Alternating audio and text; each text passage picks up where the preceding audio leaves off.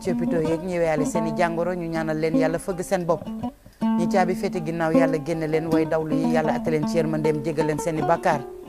kilifa diine yëpp ñu ngi leen di nuyu di leen ziar di leen ñaanal jàmm di ñaan yàlla bàyyi leen fi sunu kanam kilifa aada itam naka noonu sunu réew mi yàlla na fi yàlla def jàmm jaarale ko ci seen i loxo képp koo xamante ne rek yaa ngi ko kale ki sa ngën gi télé di la 2STV wala ngër gi rajo gi nga xamante ni moom la feggool muy 88.4 yëgal ne maa ngi leen nuyu bu baax di la ñaanal jàmm yàlla na ko yàlla def ci réew mi te def ko ci kër yi defal leen ko def ko itam fépp foo xamante ni doomi aadama ma nga fa te dégg kàllaama ba may waxee xel sama daal di dem ci waa bitim réew ma di leen nuyu bu baax di leen ziar di leen ñaanal jàmm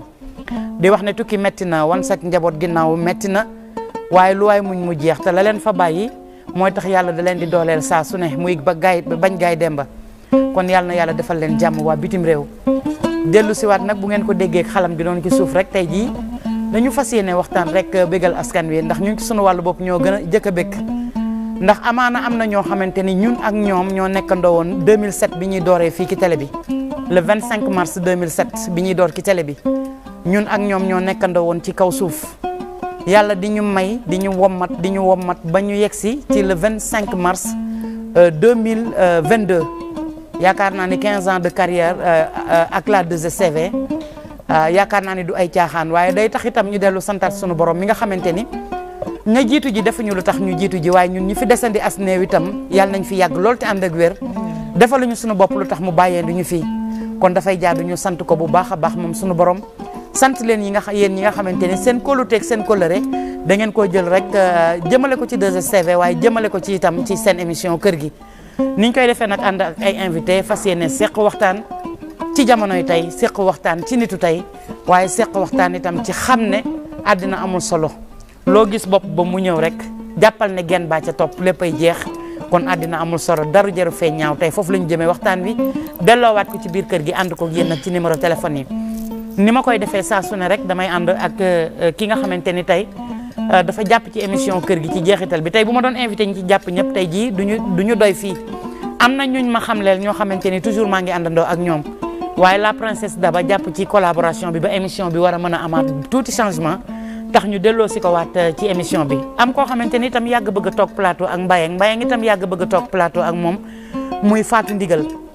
tabarkàlla macha allah muy artiste ànd ak xalamkatam xam naa ni après dinañu ko présenté ñu di leen nuyu daal di leen dalal jàmm di wax ne tey jii nii la ñu fas yéene waxtaanee 15 ans avec la 2STV mu nekk loo xamante ni jàpp nañu ne yombul lool waaye nag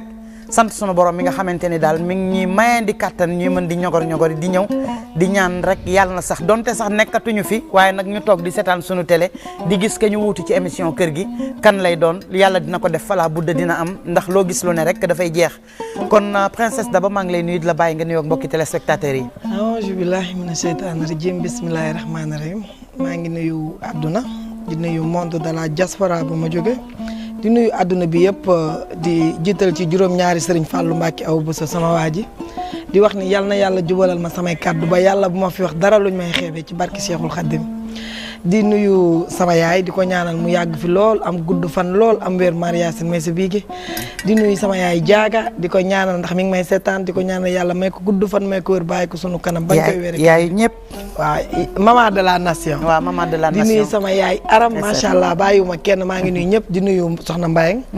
di nuyu soxna Fatou mi nga xam ne macha allah wayli la kenn dootu ko laajte fan ndigal ñu bokk ak moom plateau bi nag Thiam di la nuyu di kontaan ci yow di la féliciter di la wax gàcce ngalaama jërëjëf gësamal sa loxo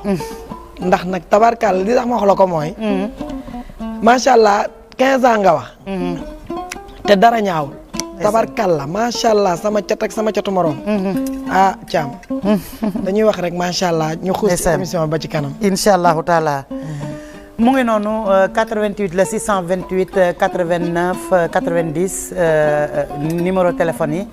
88 628 89 90 ba dama jowaat le numéro yi yooyu laay def de su ma xasee ba naax numéro yaa ngi affiché ci suufu écran bi mën nañ ko jël 33 841 23 34 mooy numéro international bi boobu moom capté naa ko mën ngeen ko ci woote rek joxe seen xalaat ci 15 ans ou 2STV ak Mbayang waaye itam joxe seen xalaat ci thème bi ñu indi tey jii muy rek waxtaane nitu tey jamono bi fu mu toll nii mu doy waar lool kenn ku nekk war a tiital sa bopp kenn ku nekk war a delloo si waat sa xalaat itam ci li nga xamante ni moom ngay wax soxna Fatou maa ngi lay bàyyi nga nuyoog mbokki téléspectateurs yi. jërëjëf Mbaye maa ngi santaat yàlla bu baax. di julliwaat ci yonent bi sallallahu alayhi wa sallam. di sant sama sëriñ di ñaan yàlla tàppe xol yi. amiin te may jàmm ci réew mi. may jàmm ci àdduna bi yëpp. ndax jàmm ci la lépp xaj. waaye di la ziar yow tamit. di kontaan ci invitation bi nga xam ne choisir nga ma. jërëjëf tubaarkàlla woo ma fii ci sa anniversaire bi kër gi. loolu yombul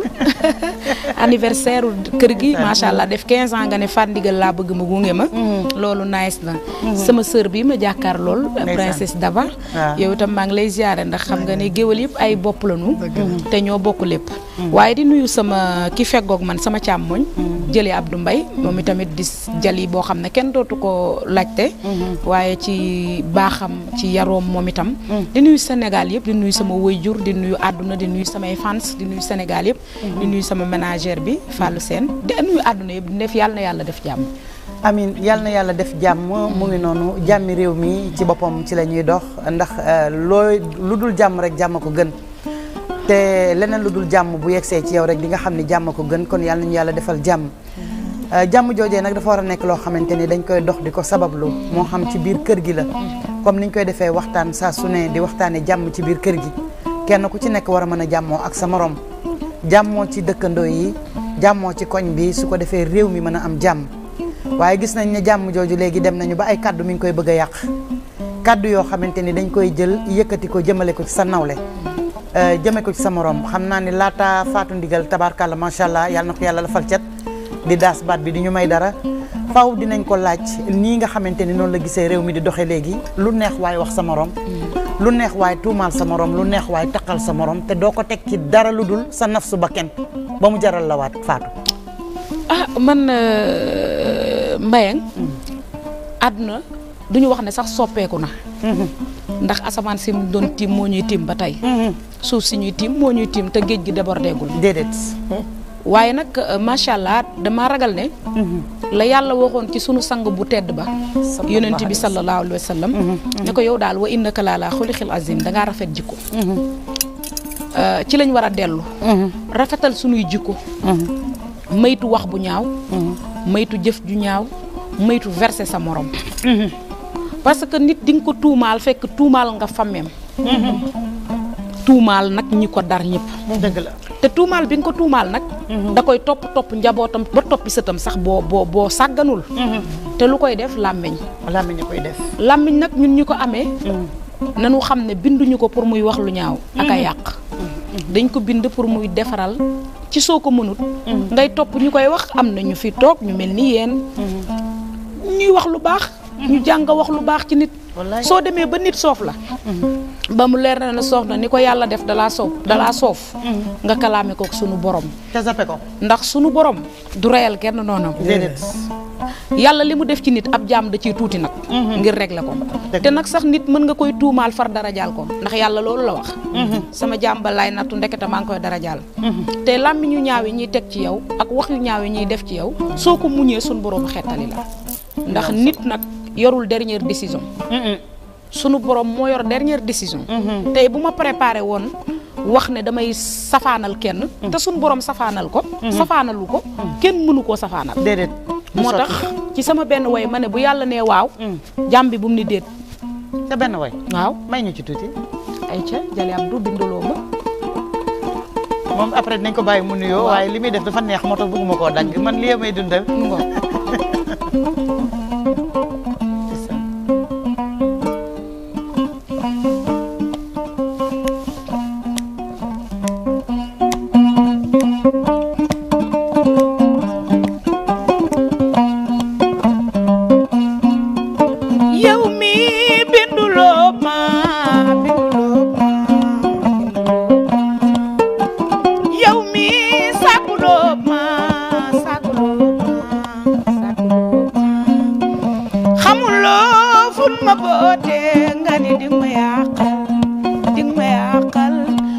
yàlla dëkkul fi ngay xalaate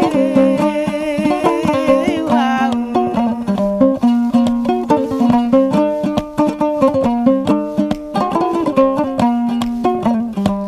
yàlla du Chinois du américain mbayang du espagnol te du manjaago mooy dama kaay yàlla du Bafana du Yaoundé pour yàlla dëkkul Abidjan dëkkul Gabon waaw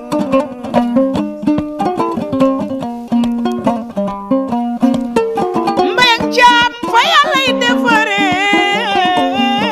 nit yàq gën mënu faa yegg fa yàlla yi yokkee nit ay bañam mënu faa su loolu amoon bu nit sañoon loolu ma tàmbalee jooy ngeen tàmbalee jooy waa réew mi tàmbalee jooy ndax di la waroon a sopp lool ba noppi safar loola su yàlla ne waaw mbayang jàmbi bu ni déet su yàlla ne déet ay daba jàmbi bu ni waaw ndax bu yàlla ne waaw nga ni déet déet lay déeteel su yàlla ne déet nga ni waaw waaw waaw lay waar ba jommal la macha allah fa tabaarakallaahu dinañ dugg ci carrière bi fan nga nekk ak traditionnel bi parce que nag lii ñi koy soxla di ko use dafa bari lool te mu raar ci marché bi ñu yaakaar ni rek mbalax mi la ak ñoom seen te nag tabaarakallaa macha allah voix baa ngi fi macha allah yal na yàlla laf cat mu ngi noonu 88 la 628 14 13 mooy numéro yi ñuy àndee ak yéen su yàlla ne déet nga ne waaw wax dëgg yàlla bu yàlla ne waaw itam nga ne déet da ngay sonn rek te boo moytuwul sa déet jooju moo lay detteel Daba li mu indi am na solo de tey moom yow laay bàyyi nga dirigé fi réew mi toll nii nga wax lii waaw da ngaa laal xolu réew mi ndeysaan góomu réew mi tabaarkàlla foofu nga teg sa loxo ndax lii nga way nii loolooy thème bi te loolooy li nga xam ne moom moo xew ci réew mi fii jamono toll nit ñi dañuy yàqante làmmiñ comme pas possible dañuy defante lu bon comme pas possible da ngay nekk ci showbiz bi sax di way man ma nekk ci showbiz bi di way nga mënoon a dem ak sa dignité ma dem ak sama dignité du ma ko def gis naa ni léegi daal Sénégal faat ndigal lañ bëgg man princesse bëgguñu ma loolu metti na ma au lieu que ma waxante ko suñu borom mi nga xam ne moom mooy tracé du ma ko def damay def lu ma am yóbbu ko ci sëriñ si lu ma yor yóbbu du ma lekk du ma naan du ma sangu du ma solu du ma diw yow ngay jekk di mën a way tabarkàlla di toj réew mi man may futi di stressé du ma nelaw du ma sollu set du ma sollu baax ndax lan yaa ma stressé te ni baaraam yi nii ñu utee noonu la nit yi utee noonu la wërsëg yi utee suñu borom bu ko neexoon ñëpp a yam ndax mën na ko dëgg la du ko mi wàññi ngeeg oto yi mi ngeeg alal ji mi ngeeg kër yi mi ngeeg lépp lu nit ñi bëgg te soxlawu ci dara jaamam yi rek a tax mu yor ko waaye ku ci ne dafa am lu mu rëdd sa ja ñii da leen a may lu bari ñii mu may leen lu yam ñii mu musal leen ñii mun leen dem leen ngeen toog parce que loolu mooy valoriser am dëgg la ndax bu ñëpp amoon ñàkk du am valeur wala boog am ci boppam du am valeur ñëpp dañoo bëgg nekk litre te walaat du ñàkki mun ta gaa ñàkk il faut moom litre am walaat am genn waal am gut yi toog ci bërigo bi mun ta ñàkk mënta ñàkk ak liy des ci taatu butéel bi rek loolu dafa mun ta ñàkk léegi nag loolu bu la méttee da ngay jàpp di julli di ñaan sa borom ndax suñu borom yërmandeem yaatu na mais nag boo bëggee dem attaqué ki nga xam ne moom la dal te pourtant Fatou Ndigal ni nga mel nit ñi di la ci ñee yow sa bët teg nga ko feneen boo sañoon tey fii nga nekk da nga koy romb ku sañoon barke Serigne Touba man de su ma sañoon nekk ku directrice sañoon fi nga toll nii da nga koy romb mais am na ku nekk ci suuf ci sa suuf koo xam ne moom mi ngi rey boppam pour ñëw fi nga nekk niveau bi nga toll te yow fi nga nekk yóbbuwoo fa sa bopp dimbalu suñu borom la ak sa volonté yàlla jàppale la ndax ku góorgóorlu suñu borom jàppale la dëgg la Thione Seck sama nijaay ji yàlla na ko yàlla yërëm te yeexe ñu moo daan wax ni nit moo comprendre mais sunu borom loo ko dékk loolu la lay duyal. dëgg la ndab loo ko def nee na boo dékkee xor ni fii laa yem. ci xor woowu nga yem. dëgg la boo dékkee paan mu root ko nga dékk bërigo mu loo def nga dékk adduna bi parce que lépp mi ngi ci loxoom. te soxlawu ci dara. yàlla dawalul oto. dëkkul ci kër yi lijjantiwu ko sax. bu koy am jaam ñee tax. te ku ci sabab lu bëgg ko gëm ko ñaan ko mu may jox la ko. am na solo 88 la 628 14 13 nañu sabablu ci sunu diggante ak sunu borom te bàyyi soxorante bi te bàyyi tooñ. bàyyi tooñ waaw surtout. tooñ gi daf ci am solo. parce que léegi lu ci bari tooñeel moo koy waral. xamaloo nit ki dara mosoo gisal nit ki dara. di ko yàq toog laqatu ki sa ginnaaw portable. di ko yàq TikTok chaîne yëpp lañ ko ubbil partagé ci loo xamante ni dafay dem ba monde entier bi yëpp jot ci. te li ngay wax tegoo ko fenn léeg-léeg sax ñu am ci ñoo xamante ni dañ leen di jàpp. wala ñu wax loo leen ne leen tuub leen gis naa ko ak guy gi ak benn sëriñ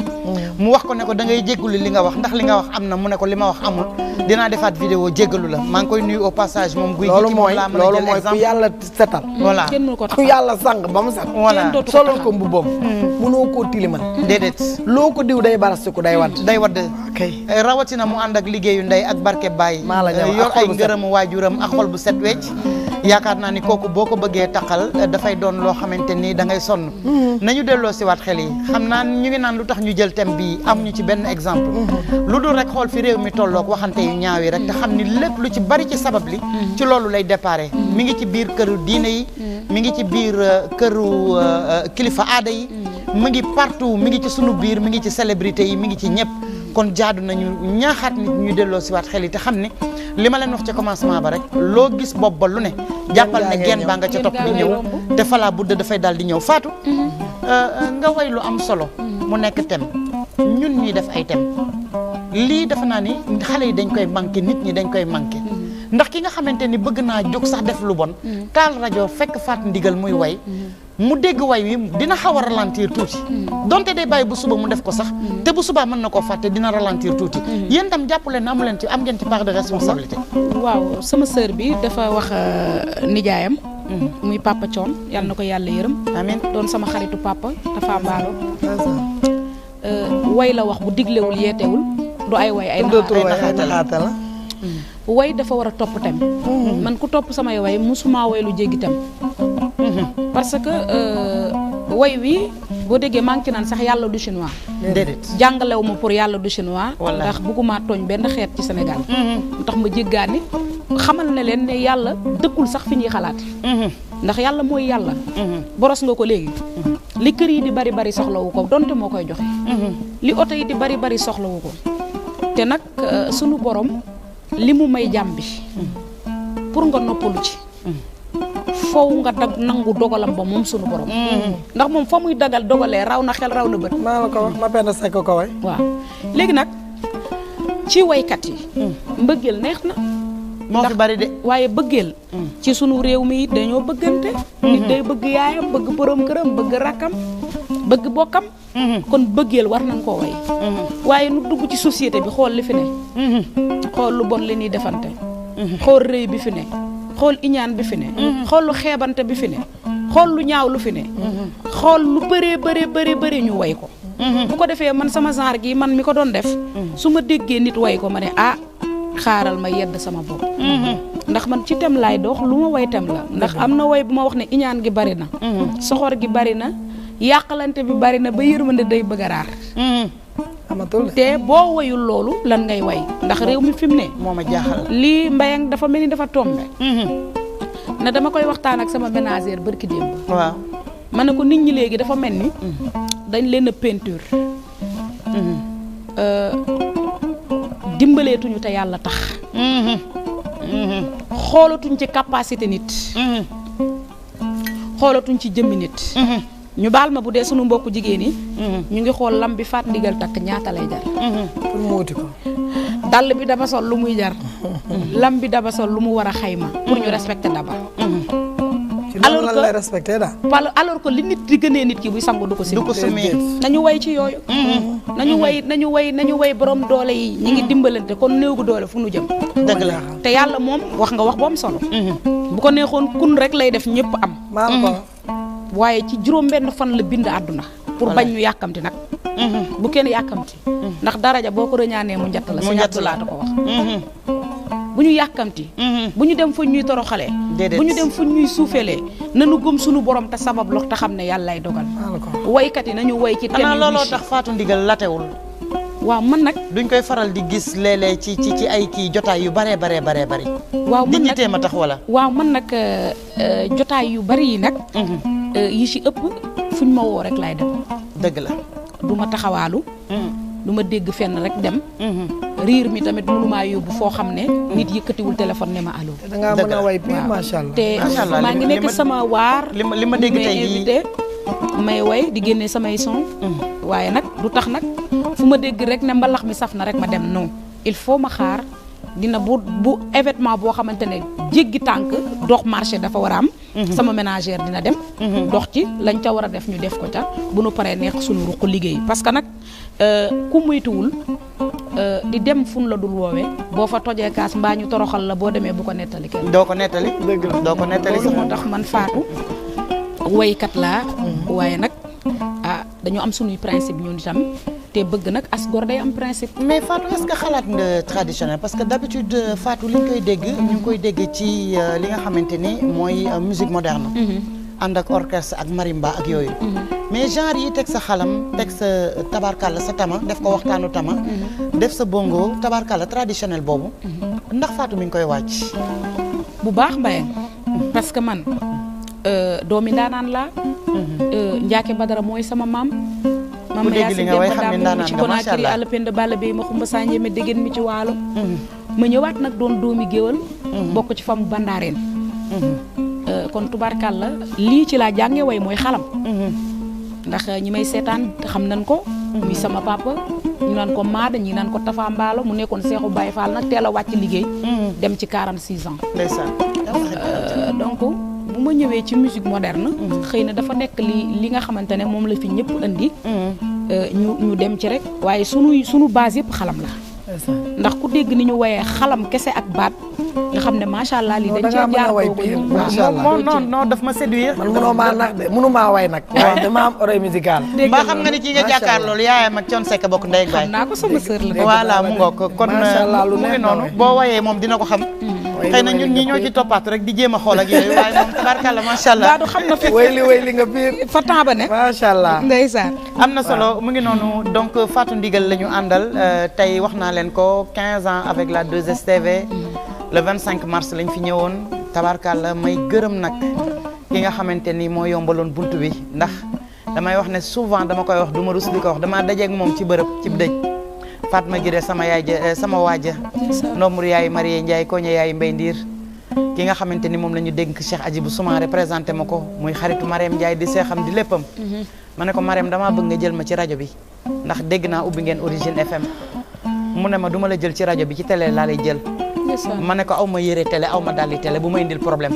booba sama taabali fataaya laay jaay ak sama fëgg jaay mais nag gëm ko rek xamoon ne boo nekkee ci yoon wi rek yàlla dina ñëw surtout nag nga nekk koo xamante ni tabarkàlla yaa ngi nekk say wetu waajur te loo liggéey pour ñoom la buñ la ñaanalee mën ngaa gëm sa bopp ne di nga dem moo tax dinañ ci ñëwaat ci waxtaan xale yi dellu fonkaat waajur yi parce que buñ la xasee ba rëcc rek tabarkàlla macha allah rëcc nañu la te mënatoo koo dabu fenn Marème Ndiaye ne ma télé ci boppam laa lay yóbbu daa di jàpp ci combat bi nag moo tax damay wax ne gëj naa dégganteeg moom defe naa su ma juumul bi sama yaay génnee àdduna ci octobre 2020 bi ba 2021 ba 2022 Marème léegi ñu mu mat 2 ans dégguma ko gisuma ko wallahi al azim parce que xam nga lu tax xaw ma yombalal ma liggéey bi la xaw ma nu mu demee mais xam naa ne du ma ñëw réunion bu ñu wootee réunion du ma ñëw fanxul dara nag ba ci 8 mars bi yëre yi ñu doon joxe dañ ma yónnee sama bos ba Tëngéej bi ma dëkk fanxul dara ci teraanga ji ma war a am 2STV sama dëju yaay laa gëj a gis Marème Ndiaye ci laa gëj a waxanteeg moom du sax par téléphone 2020 te ba léegi maa ngi liggéey ci kër gi dara sama daraje wàññeeku ci moo tax damay wax na ma ko ñëpp gërëmal ne ma ko ñëpp santal ndax damay wax ne sibu ma ka ma ray ka ma faxal ba ñu ray ma kooku laa sib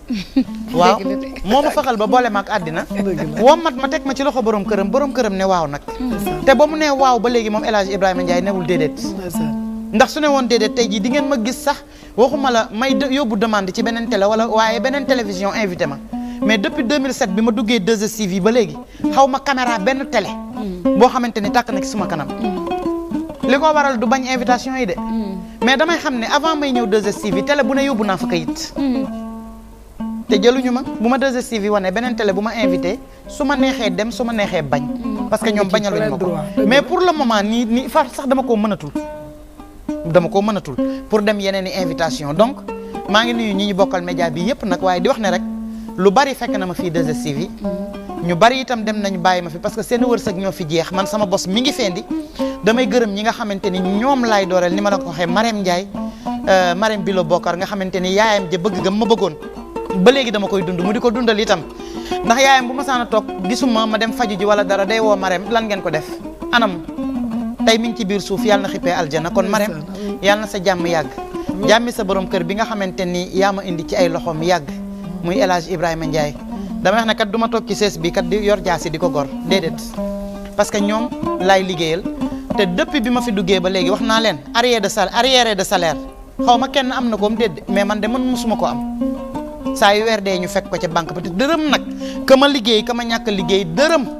wàññeeguñu ko ci sama daraja wàññeeguñ ko ci li nga xamante ni moom lañ may jox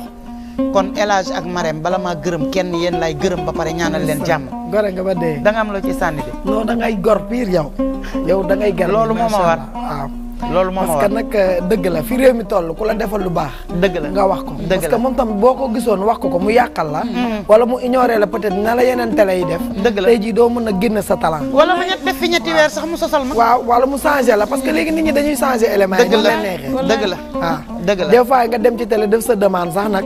ñun la waaw ba pare doo leen dégg. dëgg la doo leen gis looloo fi bari. kon moom bu la nangulee. gor la waaye yow mi ko reconnaître ndax bu la neexoon nga toog fii di bajantu wax la leen dama koy wax. waaw mais bam la nangulee it am nga ngor gu toll ni toogaat fii di ko wax. yére yaa ngi ne gàññi jaay maa doon jooy ay yére. yàlla na ànd bi sax maa ngi koy ëmb di ko joxe léegi. ndeysaan maa ngi koy ëmb di ko joxe léegi tabarkalla macha allah. gis nga borom fraude xaw ma Claude Baye. Magi Buna. Claude Baye Magi Buna. waaw maam Anta Mbacke maam Anta Mbacke dinaa ñëw ci numéro sa Mbacke bi tabarkalla ne maay habillé Mbayang ci anniversaire bi. dégg nga lool jox ko Adja Daba kon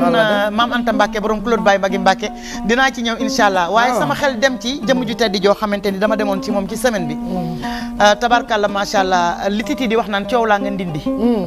coow laa nga ndindi kër sëñ Abdou Karim dëgg du neex donc sëñ Fall la. Baye Karim 2016 laa ko gëj a gis. tabarkalla ba sëñ Fallu la. pire moo ko waxoon. boo ko waxee waatee doo lakk. waaw toogal nit ñi la ko wax. 2016 laa ko gëj a gis ba semaine passée ma dem fa gis ko bi mu ma gisee it dafa yéemu. ndax état ba ma fa demee yéem na ko. ndeysaan naqari ko lool nag tabarkalla waaye nag mu jaar fa mu daan jaar ak man. ndeysaan ci dalal xel mi. ndeysaan ci. ndeysaan. sëñ Abdou Karim Mbacke yàlla na fi yàgg te wér lool lool. Mbacke maa ngi lay nuyu bu baax di la ziar di wax ne yëg-yëg bi nga am nañ ko parce que nag àndoon nañu ak ay nit. te ñun buñ la gisul sax ñoom gis nañ la. yàlla na ko yàlla defal jàmm defal ko doomam soxna Mbay Mbacke soxna May maa ngi koy nuyu bu baax moom mi nga xamante ni moo yombal gise bi.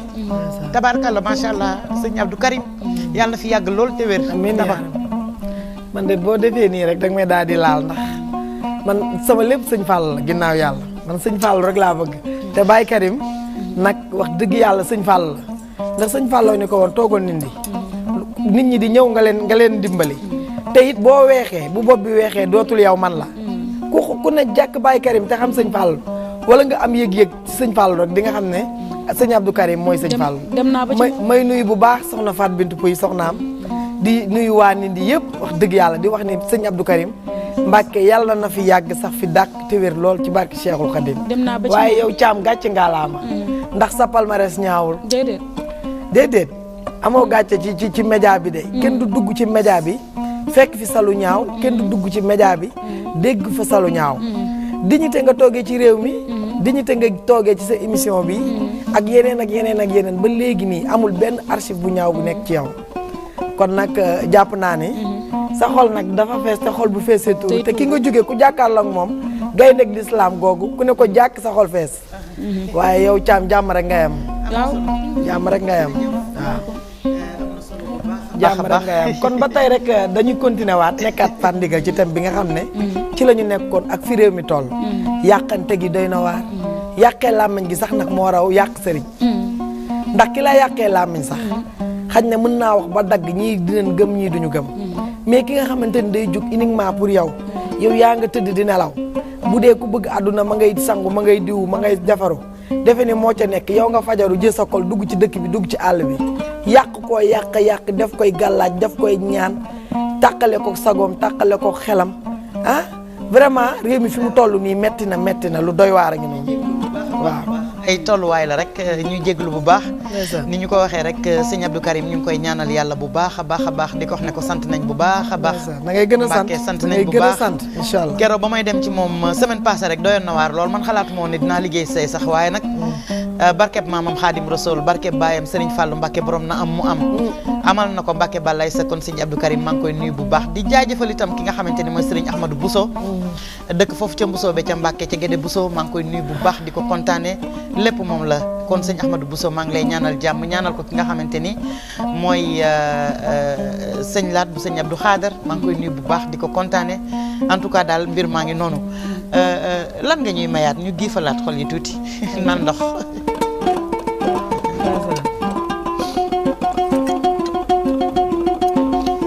waaw di nuyu waale nag Kumba Ñang borom ña ngeen ko waa fiir moom it ca Géejawaay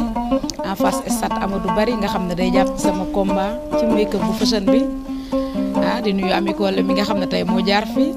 tey baal naa la du ma tudd Vaseline bi wayal ma sama yaay jaaga waay ñëwee seetaan Kiné Diouf bu coon Ballago Seck wayaleel ma ko yaay ñëpp ak social mama jaloore tey ba ñëwal mbayang yàlla bu lay defaral dafay mel ni yàq su lay defaral sax dafay mel ni yàq daba sunu borom alhamdulillah bul jaaxle jambi bul tiit lor ak dimbale ci loxo borom bi la ñëwal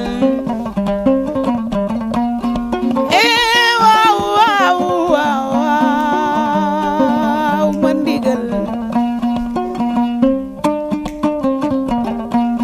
dag ma tooñ ci ki nga xam ne jikkoom dama neex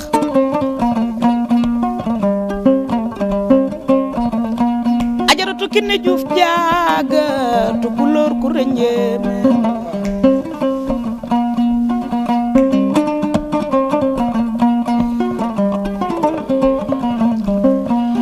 dama dajeek moom sama géer woo ma aji roqee mu faatu faal ma dem ca moom ca njëkke mi ay dara karaara fekk fa Kiné Diouf jaaga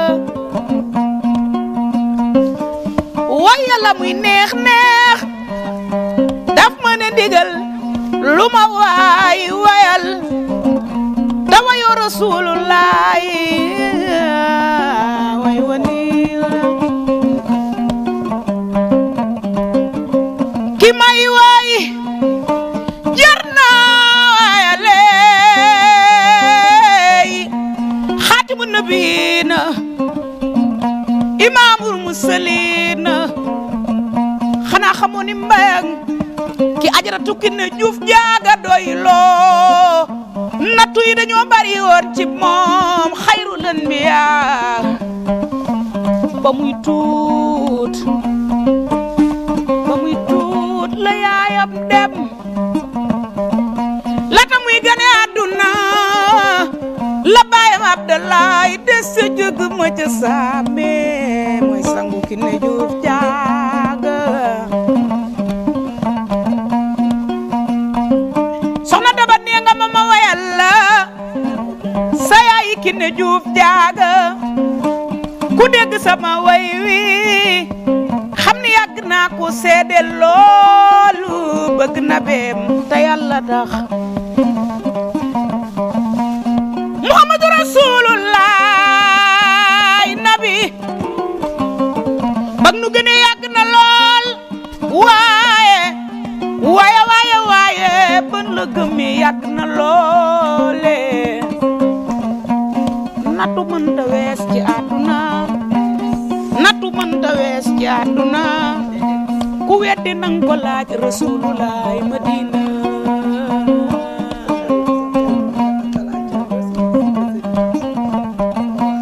Mamadou Abdoulaye Thiam borom fu na sunk Rasulullah yent Yàlla Muhammad Serigne Touba nee na ramani la fadulin mushril inda la woo wal fadl inda Rasulullah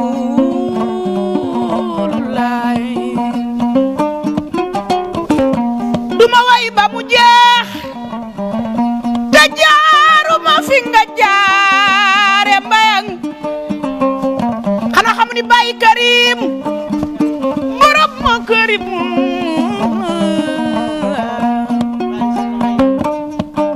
Baye soxna may kor soxna Faat Bintu Puy borom naa die ak Falloy baayam maamam Serif la bun Serifun tuuma jublu ko Alaaji Mbàkke bu sëriñ ni jaayam murid déglu leen ma tey ma way Baye Karim mu sëriñ Fallo pajaajo moo ca gaaw du xooti saatir du tas yaakaar du janni ku koy laaj ku ko laaj mu may la jox la nga neel géejël la li may wax boo ko weddee laajal soppey galas yi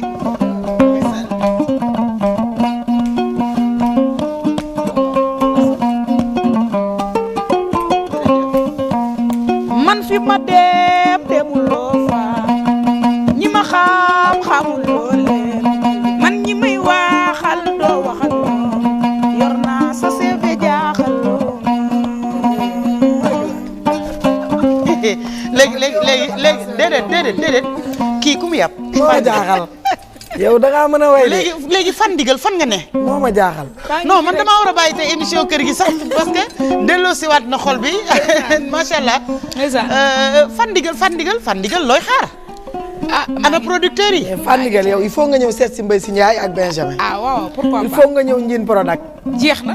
ñu njiin ko rek ñu Njin Prodac la waaw faramaare ni dar la jeex na nga def dara non lii parce que yow da ngaa mën a way non amul morom de non da ngaa mën a way macha allah macha allah yàlla na la yàlla feccat parce que xam nga ndaanaan li ci neex parce que da ngay waxtaan wayoo de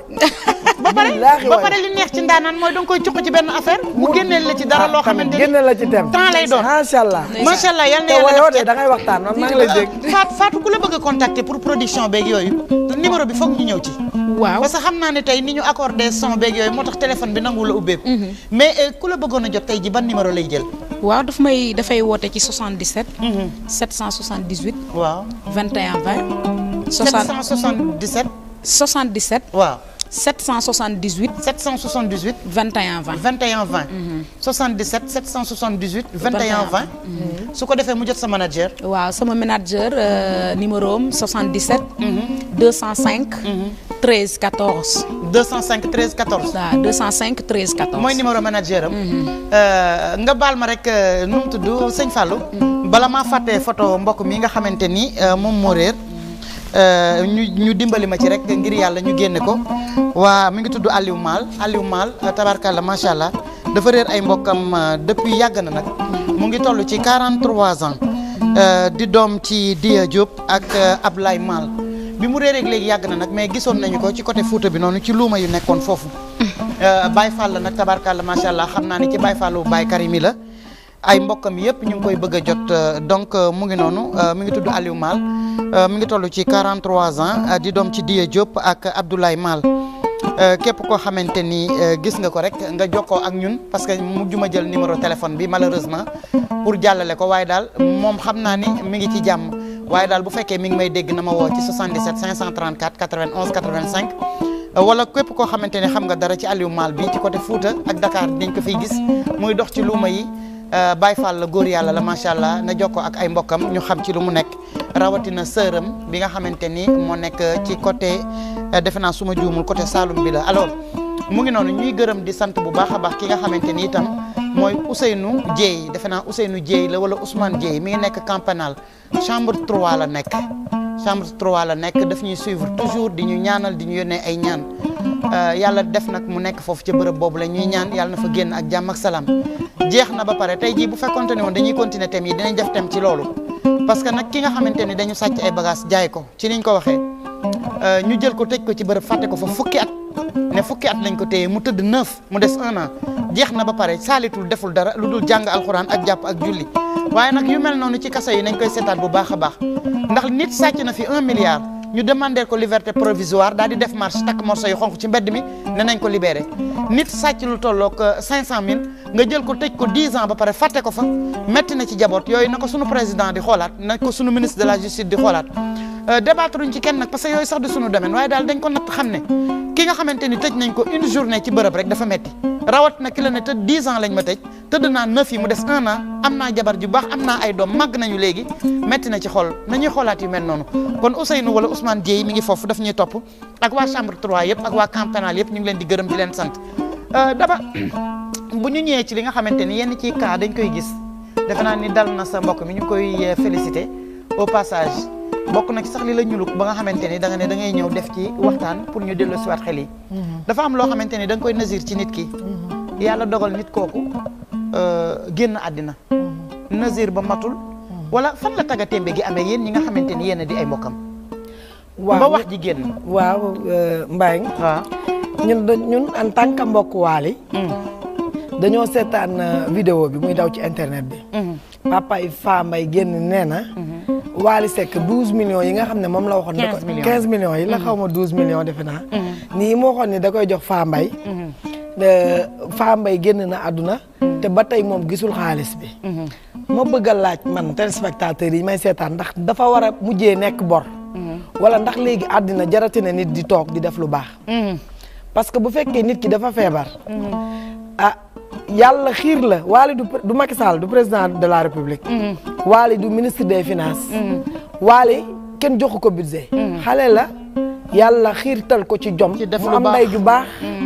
ndey ju sell ju yiw ju maandu ju jàpp ñàmburam bala nga koo xam nga fekk ko këram koo xam ne doo gis lenn ci ay cëram foo ko fekk mi ngi muuru yore kurusam di jàpp di julli di werd ndeysaan ak di dimbali néew di doole yi maa xam nga ne ki ne Diouf moo ma xamaloon ne ma boo duggee avion ba mu yéeg altitude dañu bokkoon vol waaw di voyager mu ne ma booy duggee avion ba mu yéeg altitude da nga yor sa kurus di ñaan loo fa ñaan yàlla dala koy may dégg nga loolu moo ma waxoon secret boobu loolu wax la li muy dund yàlla loolu fàtte na ko nag mais man suñu borom rek ko ñor ndeysaan yàlla na ko yàlla fay Waly Penda Manga loolu kase moo ko ñor yaa ngi dégg kon nag xam nga Mbaye ak nit ñi seen borom kër dañuy génn àddina waaw nga teññi 4 weer jaaga ba tey day teññ ba tey doo gis ci noppam bi wiis te bu ko neexoon tax or nag ba fees li olof yi naan ñi mën a kot amuñu mbaam dëgg la mais doo gis ci noppam bi wiis ba tey jii teññ na tonton 1 an ba bi ma fay mujj barki dem ci anniversaire dem defar morgue yi moo ko gënal yaa ngi dégg ku dee génn àdduna ñu woo ko mu ñëw sang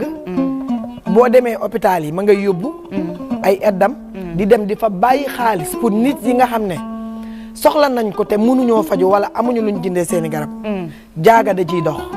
ñëwal ñu ci histoire boobu ci non maanaam dama laa bëgg a wax kan mooy yaayu Waly pour gars yi naan ndox loolu laa la bëgg a may yaa ngi dégg ndeyam ma ko liggéeyal kon nag ndey gi sell gi mel noonu macha allah boo ko amee temps bee tax may daw ku la bëgg a lonk problème lay am dëgg la ndax nag du dem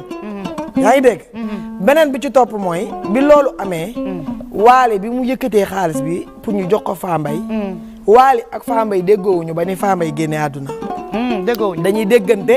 Waly da ko daan seeti dem na ba hôpital principal Waly da koy seeti fu Fa Mbaye mën a nekk Waly am na disponible bu toll ni dem seeti yi ji Fa Mbaye yaa ngi dégg bi loolu amee Fa Mbaye ci boppam moo ni ko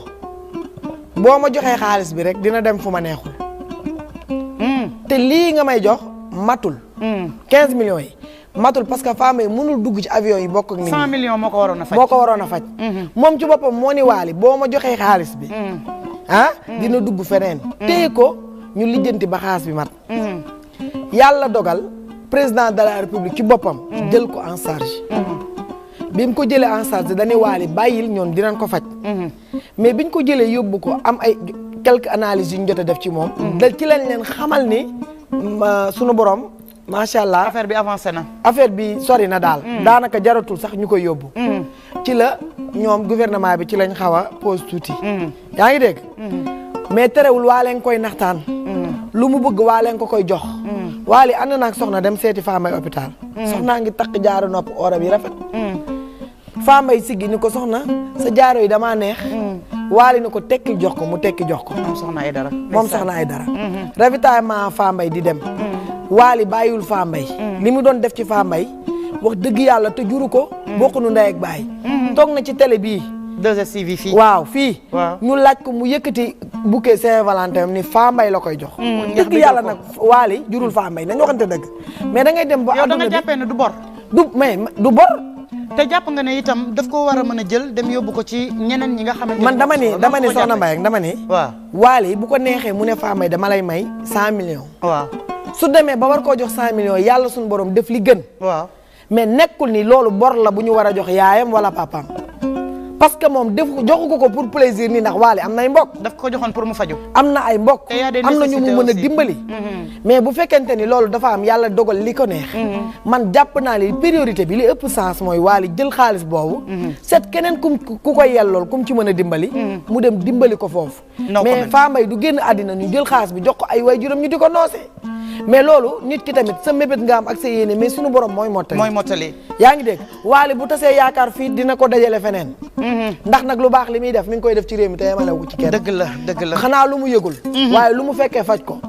xaw ma nag lu mu wute mbaa luñ ko wax. dëgg la. barke yeneen bi mais lu mu sama sang boobu Maria Sin Messi Biga lu mu fekkee faj ko. dëgg la ñu waxante dëgg la yéeneem la am ak def lu baax. Fambaye mu mujj ci ñu waale di dimbali. te bu amoon li ko gënal sax nit ñi duñu xam ne waale koy dimbali. dëgg la ndax ba ñuy wootee. moom ba muy woo papam gëmul ni sax waale lay waxal. am na solo ndax beneen numéro la jël woowee ko. dëgg la waxu ko turam wax ko dara. mais bu yàlla defee li ko neex. mais am na ñeneen ñu nekk ci hôpital yi ñu ko soxla. mais waale tamit am nay mbokk yu ko soxla. mais tamit nekkul ni dafa war a jël loolu mu nekk bor war koo jox yaayam wala mu jox ko papaam du noonu du force. dañu waxante dëgg. mais génn ci internet bi di def say vidéo yi di ko yàq nit ñi di ci commentaire kenn ku ne di wax li ko neex. ci doomu jàmbur ku ko yàq danga koo jërul. nañ may sama sang bi jàmm. Maria Sin nan ko may jàmm nag looloy dëgg. moo tax mu ñëw di ko défendre. mu ngi noonu tabarkalla laal nga sama xol bi de.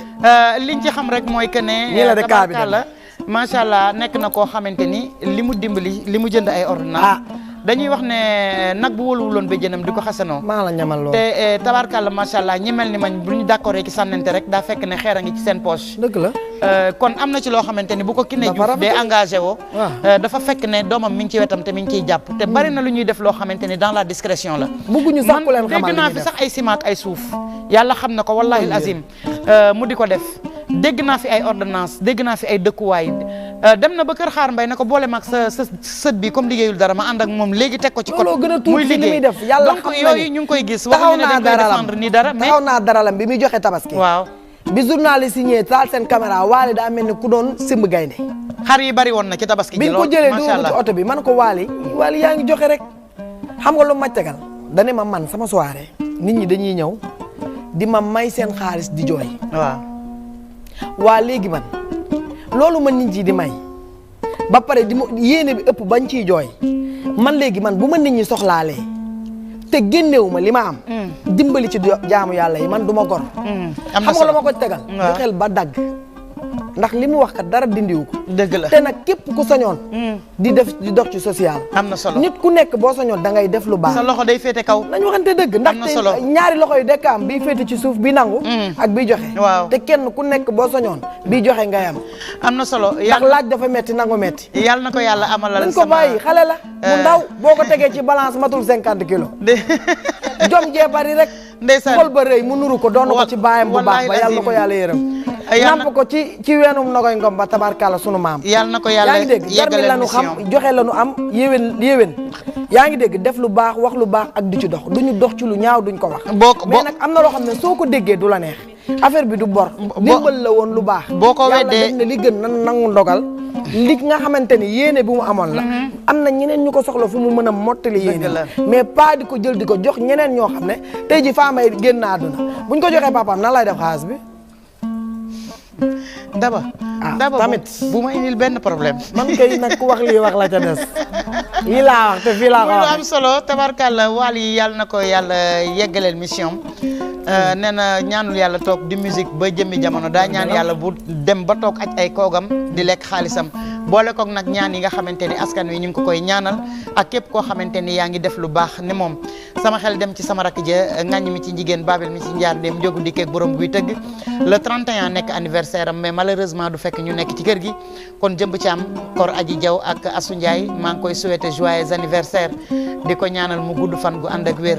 taxawaay Medoune Thiam rek la taxawee médiateur famille bi macha allah lu fi baax lu ne moo koy dox di ko wax ngir jàmm kon Babel Demba ak borom ne niwaas ki ñu duppee magi baayam te tasut suñu yaakaar jëmb ci am dundal 111 ans sans ordonnance yàlla na la yàlla bàyyi ci sunu kanam seen taxawaay ci man rafet na dama doon wax nit mbokkam dinaa ci ñëw émission am na foo xamante ni foo toll mbokk yi dañ ciy am solo lool nañu jàppantewaat ak mbokk yi nit mbokkam te nag li mu wax waali li muy def ci ay mbokkam la ko jëkkee kon ku mën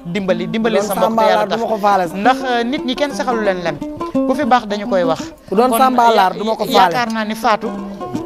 tey ni nga ñëwee ci anniversaire u kër gi neex nañu tabarkalla macha allah loo ñuy mayaat rek parce que tey lu ma neex laay def sëñ Fallou maa ngi ba moins quart tey lu ma saf laay def dégg nga waaw doo dem de dema ko waaw dama bëgg nag waaw wax ne Sénégal yëpp nañ ma xaar ci non à la violence faite aux femmes waaw maa ngi koy def dîner de gala Radisson le 14 mai incha allah yow defal lu la neex woo naa ci jigéen ñi dañ la indi sans passe sans rien kon publicité lu la neex ay surtout sama yoon nekk ci woo naa ci jigéen ñi le 14 bii di ñëw le 14 mai ca Radisson après koor gi d'accord te maa ngi ko dippee non à la violence faite aux femmes d'accord woo ci ñëpp rek woo ci sunu yaay jaaga woo ci waali faramareen bi daa ci woo nag waa kër Maam Mourad Ndaw yëpp di woo sama fans yëpp di woo samay xarit di woo sama am di jàmm yëpp kon jële ñu dem ci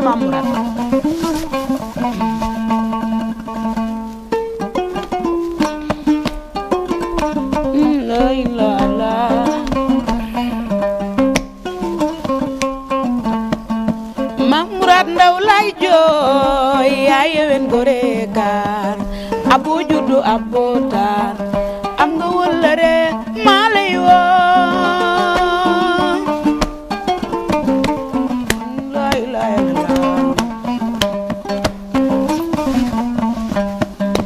Maam Mourad Ndaw lay jooy yaa yewen gore kaar abo juddu abo taare am nga wëllëre maa lay woo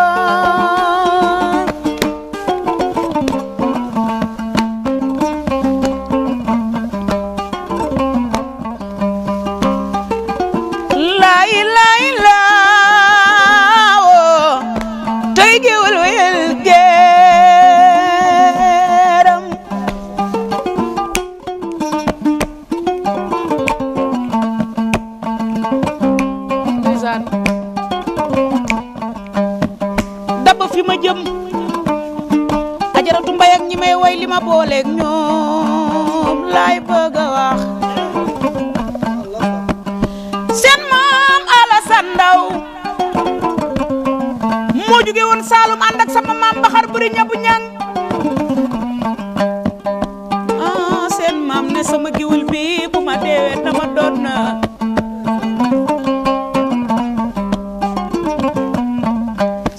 tim ko way ko ko ndeena benn kuréje ndey maa jigéen ndaw lat sàmm bigi mi ci yaruwaay ak ba kër bigi mi ci càngaay yàlla booma raw daba lool du caaxaan ñuy denc sama maam seen maam ñetti fan ya ca lañ denc sama maam kóllëre neex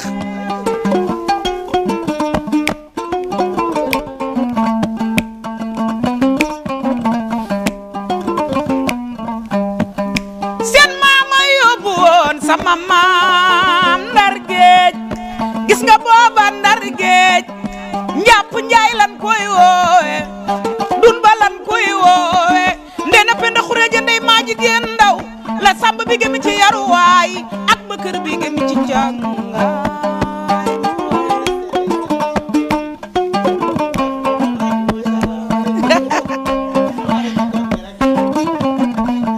ma kumba jogo seen maam jogo buula bagala nga daanu sere koñ biram du mbee nga des saña mbaar bokkum ndeyum dem ba bur sama ci yaru waay ak ba kër bi ngeen ci jàngaay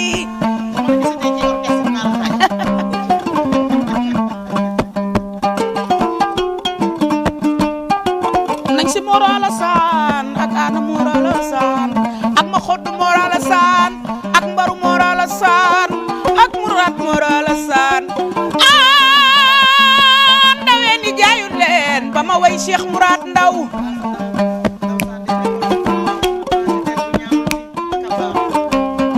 xanaa xamoon ni seen maam Mourad moo daloo woon ñetti wàll yi ci benn takkusaan man Fatou Ndigal seet naa ko ba seet ba dolli ca ñaar mooy maam Cheikhul Khadim cagaay ak maam Alaaji Malick ak Cheikh na Cheikh Sadibou Cheikh Sidi Yal Baba ak Cheikh Sidi Xuyama des ndeer jogam ndaw ko du biige ñaxana ndaw ko du biige bagal mi des serekoñ biram du mbee nga des saña mbaar bokkul ak jogam ndaw ko du biige ñaxana ndaw ko du biige sande ne adam fa xami ci ndam mbayang te nga dégg daale daba te nga dégg mbaar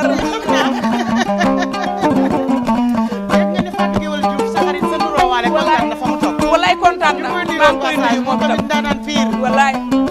ndeysaan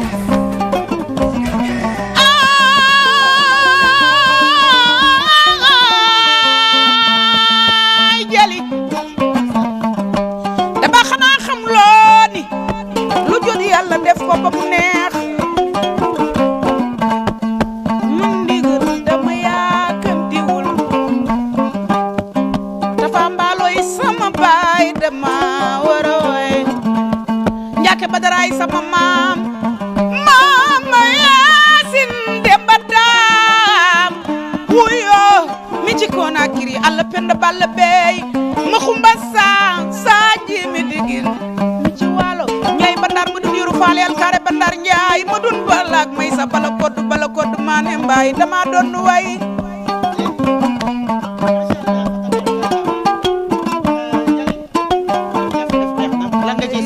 sànni ci une minute rek dañuy ñëwaat ak Fatou Ndigal ngeen jeexal may nuyu bu baax a baax ki nga xamante ni moom a habillé nga ma baal voilà 76 la 019 02 019 09 62 76 019 09 62 waaw am na boutique HLM am na boutique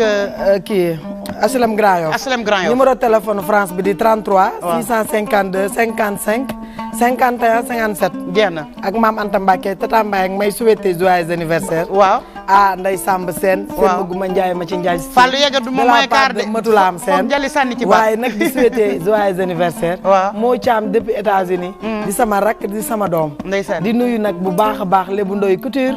ah borom station 10 nga xam ne mooy borom ciseau d'or lu mu ñaawul baaxul soo paree wutal ma musóor gu mel nii dégg moom laa lay jox kuréel may laa yow mu jox ma wàññi at yi tuuti ay ca jali ñoo gën a kontaan ci yow merci beaucoup jërëjëf jërëjëf yàqoo buum gi de waaw buumu xalam gi yàqoo ko de mu ngi noonu tabaarkàlla sa soxna defal lu la neex nu mu tudd Xaba Sow Seydi Sow Sok Seydi Sok banna soko banna sokuru banna déggal loolu yow lii ay mbëggeel li mu def ci réew mi mbëggeel ci boppam moo tukkal àdduna dégg wax na sama jabar mais sama jali bi ndeysaan jërëjëf ñu koy ñuy jaajëfal ñëpp di ñaan rek jali accompagne ñu waat wax naa leen ko 15 ans la de carrière avec la 2STV dañ laa waroon a mayaat benn 30 minutes nag comme tey moom anniversaire waaw waaye nag dama leen ko waxul su ma leen ko waxoon xanaa du ñàkk sax Abdoul dina ma jëndal cadeau sagal ma waaw dëgg la gâteau boog tegal ma fii man El maa Hadj waroon Ndiaye indi cadeau bi lan lay doon après 15 ans de carrière avec la 2STV nee naa leen 15 ans de lumière 15 ans d'attaque kii rayon indi silmaxa ak tànk yu suufe sant yàlla Ndiaye mu ngi noonu yàlla na seen jàmm yàgg tabarkàlla macha allah mosu leen ñoo yoreel dara ñu ngi ci jàmm ñu ngi ci salaam te ku ma xam-xam ne rek naxari naa deret lool ba loo xamante ni da nga koy xëccoog man sax dama koy bàyyi ak yow ndànk dem toog ànd ak yàlla loolu moo ma woomat ba teg ma ci seen loxoon kon El Hadj ak Marème yàlla na seen jàmm yàgg jàmmi seenu njaboot gépp yàgg duma lim njabootuk jàmbur ndax koo ci lim ku ne lu ko dal lu ne dañ naan yaa ko catu waaye daal li ngeen ma defal gis naa ko yéen a ma faxal boole maag ñëpp nag ku mel ni Moustapha Diop bu Bintu Rasoul Ndiaye mu baax ma tabarkàlla Moustapha nga xam ni kenn la ci man maa ngi koy nuyu di ko ziar di ziar ki nga xamante ni moom mooy Ndey Fëri waaye nag fàttewu ma ki nga xamante ni mooy Laay Saw ministre de l'habitat yàlla na jàmmam yàgg ñu ngi leen di gërëm di leen sant waa tey dégg naa la sëñ Fall defal la neex kon jàmm ak jàmm koor gaa ngi ñëw dañuy dem xaw a kii tuuti sama jeeg ji ñu nga toog di ma seetaan waa kii na beral ci biir gaaw bala ko Fallu di dagg demal ñoom Muna Sak Marème Naar kenn seen jéena ay ca Fatou waaw maa ngi nuyu ñëpp rek waaw tabaarkalla ngay jëm bàyyi ma kenn sama jeeg ji nuyu naa ñëpp Fatou foog nga bësal ma lu ma yóbbaale ci jëmb ci am sama rakk jooju di anniversaire waaw dellu ci mama rek ay ca sëñ Fallou may ñu 2 minutes rek yow bonus tuuti rek ay waay mama wayal ma sama mag mama jëloore tey ba ñëwal jëmb ci am rek jëmb yàlla su lay defaral dafay mel ni yàq bu lay defaral sax dafay mel ni yàq waaye sama borom alhamdulillah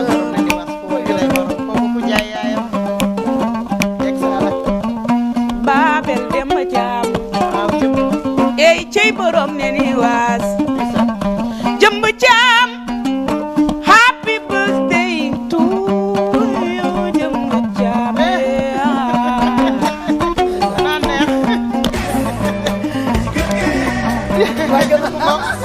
Fallu mi amoon ndigal de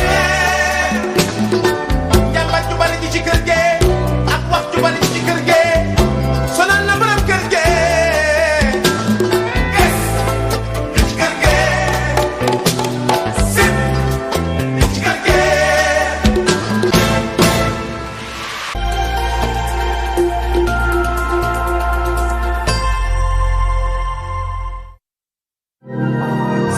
Sénégal bët bu set la ñuy xaar ngir ñoon ñu dem. émission gétt gi tey ñoo ngi fii nga xam ne mooy mbaaw quartier gox bi ñu ñëw nag visiter fi nga xam ne mooy bergerie Al Khouraychi bu Cheikh Aïdara. sant nañ yàlla daal bu baax di nga xamee ne jox nañu passion boo xam ne passion bu yàlla gërëm la. parce que malheureusement yàlla dogal na am na nit ñoo xam ne dañu am benn passion boo xam ne du lu neex yàlla waaw comme nag am nañ passion bu yàlla gërëm ñu ngi ciy sant yàlla bu baax a baax a baax a baax y a beaucoup de gens qui nous prennent pour des fous malheureusement mais ça part d'une passion xar yi nekk sori ci ñun trop ñu fexe daal ba def ko benn business boo xam ne entre ñun xam nañu business bi njariñ bu mu amal nañu njariñ ñun. C'est difficile à expliquer à des gens yoo xam ne nekkuñu ci. dañu dajale aussi maal yi nga xamante ne ràññee nañ leen ci élevage bi ñu am lu ñu wane ci wàllu phénotype ak wàllu gène ñu dajale seen ay doom donc ñooñu lañu nekk di liggéeyee moo tax dina am benn diversité ci wàllu xar yi donc loolu la ñuy fexe jéem a def ay combinaison de croisement pour am xar yi nga xamante ne objectif c'est avoir le mâle le plus équilibré ak femelle boo xamante ne dafay am tous les critères d'une bonne génitrice. carte d'égalité des chances mooy carte bi nga xam ni moom la ñu jagleel ñi yàlla nattoo la carte boobu ñi dëkk ci gox gi war koo soxla fii ci bërëb bi mel nii lañ ko war a di wut see. mais monsieur Ndiol nan ngeen mën a taxawee fii ñëw naan ñi yàlla nattoo la ñoo fi war a ñëw loolu lu mu mën a nekkee. donc comme ni nga ko waxee fii mooy service de centre de promotion et de réinsertion sociale. waaw de la Médina.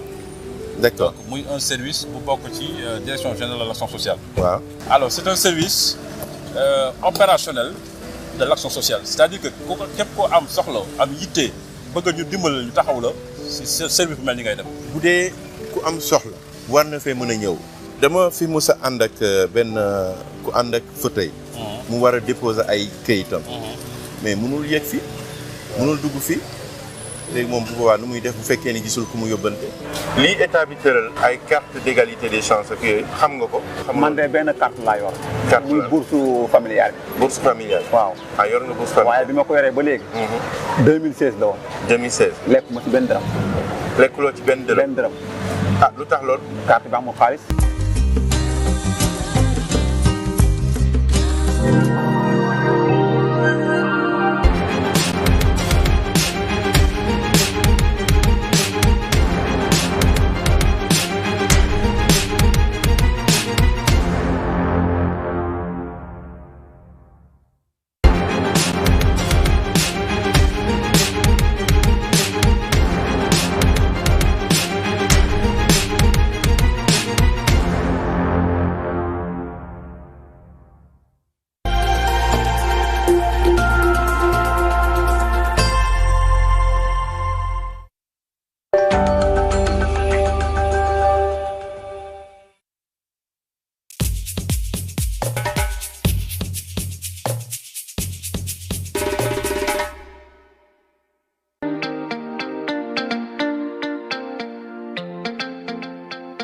Bonjour à toutes et à tous, merci et bienvenue dans votre toute nouvelle émission Entrevue nekk ab émission boo xamante ni dafay ñëw dugg ci jaar-jaaru ñi nga xamante ni dañ leen ràññee ci seen liggéey que mu nekk góor que mu nekk jigéen donc dinañ amal ay waxtaan yu am solo ci seen parcours donc loolu moom moo tax a jóg émission bi tey nag suñu invité dañ koy dalal fii nga xamante ni cadre bi ça ne trompe pas donc justement mu nekk jigéen bu mën góor nekk jigéen boo xamante ni ay études elle l'a fait à l'étranger waaye taxul mu toog fa dafa ñëw fii Sénégal daal di fi amal liggéey bu am solo donc su may wax Intelligence Magazine je pense que ñu bëri dinañ am seen xel fu muy dem dina am également li nga xamante ni moom mooy la rentrée citoyenne dina jox bopp ñu bëree bëri donc ñu dem ak moom rek ngeen gis ko découvrir na ko ak ñun bonjour. Oh ça fait plaisir. Ça fait plaisir. Ça va? Ça va. Bah vous nous faites un honneur de venir à notre invitation. Merci, c'est un plaisir de répondre à ma sœur. Oui, c'est clair que ça fait longtemps en plus, on ne s'est pas vu, que ça fait une occasion, on est à Dakar et justement marché Kermel. Marché Kermel. Voilà, marché Kermel nekk benn lieu boo xamante ni lieu bu riche la surtout en histoire. Effectivement. Et puis fondé en 1870. ñu def ko daal di tableau patrimoine de l'UNESCO donc c'est vraiment benn symbole bu nekk Dakar tey jii nii boo ñëwee fii nii ci lieu bu mel nii amoo fi ay souvenirs marché Kermel. Si je pense que marché moom ça fait partie de notre culture ku nekk ànd na ak sa yaay wala sa tante wala sa mag marché donc marché Kermel moom on connaît bien. Et su ma fi duggoon tey nga gis ne am naa fi ay xarit donc. Surtout supermarché bi mais est-ce que tu es du genre à aller au marché wala. Bien sûr, bien sûr, bien sûr. Écoute ñaar yëpp parfois c'est le supermarché parfois c'est le marché ça dépend bi gën a jege bi gën a pragmatique mais man li ma neex si dem marché en fait mooy da ngay dajeeg ay jigéen yoo xam ne da ngay gis ne ay jàmbaar nañu. bu ñu expliquer conditions yi ñuy liggéeyee il t'explique ay 5 heures 4 heures du matin la ñuy jóg dem nduggi pour ensuite indi ko si marché bi jéem a jaay yenn saa yi mu dox yenn saa yi du dox na gis yenn saa yi ay jigéen yoo xam ne dañuy boot seen doom si naaj bu tàng bi di jaay am yaakaar am lu ñu yóbbu seen kër donc marché ay nit yu am dignité la fay fekk tout le temps te yaakaar naa loolu am solo la. moo tax saa yu ma ko mënee en tout cas man ma préférence c'est aller au marché acheter xam ne au moins je participe voilà. Ami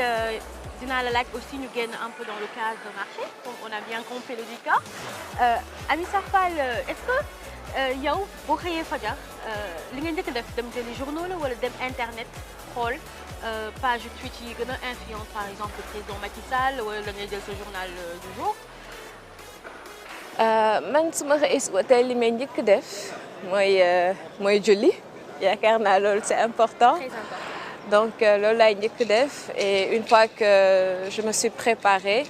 la première chose que je fais c'est regarder les sites d'actualité xool qu'est-ce qu'il y a dans l'actualité lan moo xew ñaan yàlla toujours mu doon jàmm parce que Sénégal moom dëkk ndaw la jàmm rek nañu atteindre donc voilà je regarde l'actualité les tweets et tout ça c'est plutôt dans la journée là kay xool parce que je suis abonnée à certaines pages donc je reçois les notifications voilà. su ma la lire les tweets bi wala post bi nga xamante ni Sadio Mané def na ko nga wax ma ci xalaat ma liiral la ko donc dañ ko doon interpeller rek ci Saint-Valentin bi xam naa naan ko Sadio takkal jabar wala ñu naan ko la ngay offrir cadeau ce partenaire donc du coup lui il dit au lieu d'acheter 100 roses et des bagues chères et de rendre une femme heureuse instantanément je préfère faire fourrer un puits d'eau et rendre des centaines d'enfants heureux. Oh, c'est magnifique. Qu'est-ce que t'en penses? Man, tu sais, mon Sadio Mané, je l'apprécie beaucoup. Et soo gisee souvent sur ma page je le soutiens c'est parce que dama gis ne nekk Angleterre pour mu fàtte fi mu jógee tey bu ko neexoon wan ginnaaw Sénégal parce qu'il est tellement adulé à l'étranger mais foo ko fekk mi ngi xool lu muy def ba gën a jàppale goxam donc je me dis ku jara jàppale la et c'est une belle phrase parce que c'est vrai que je suis une femme mais pour man Saint-Valentin c'est pas la fin du monde. On en fait beaucoup trop de bruit. Man, je me dis, c'est comme la journée de la femme. Moi, je pense qu'une femme, il faut la célébrer tous les jours. Donc, le 8 mars, ok, on se rattrape. Non, pour man, ces journées-là, il ne faut pas que les gens en profitent pour se rattraper. Il faut qu'ils se disent que c'est pour justement, ligne de pied, c'est année peut-être nous magnifier, quoi, mais non, l'amour, ça se fait tous les jours. Non, mais dëgg la, parce que je pense que beaucoup xalaat nañ nu mel noonu si fête bi. Man aussi, je me suis posé la question à savoir, mais est-ce que j'ai besoin de montrer que dañ ma teral si jour Saint-Valentin, ou est-ce que j'ai besoin de montrer que c'est mon partenaire def na si man dara et tout, et je pense que loolu tamit loolu nga xalaatee que du benn jour rek la ñu war a célébrer li nga xamante ni moom mooy mbëggeel. Donc voilà, Amy Sarr, donc du coup maintenant voilà, on va peut-être changer de cadre. Ma invité là, tu bois du café? Oui, enfin du thé. Du thé. je ne bois pas de café. Tu bois pas de café. Bon, je vous propose un thé. On va changer de décor, donc avec plaisir.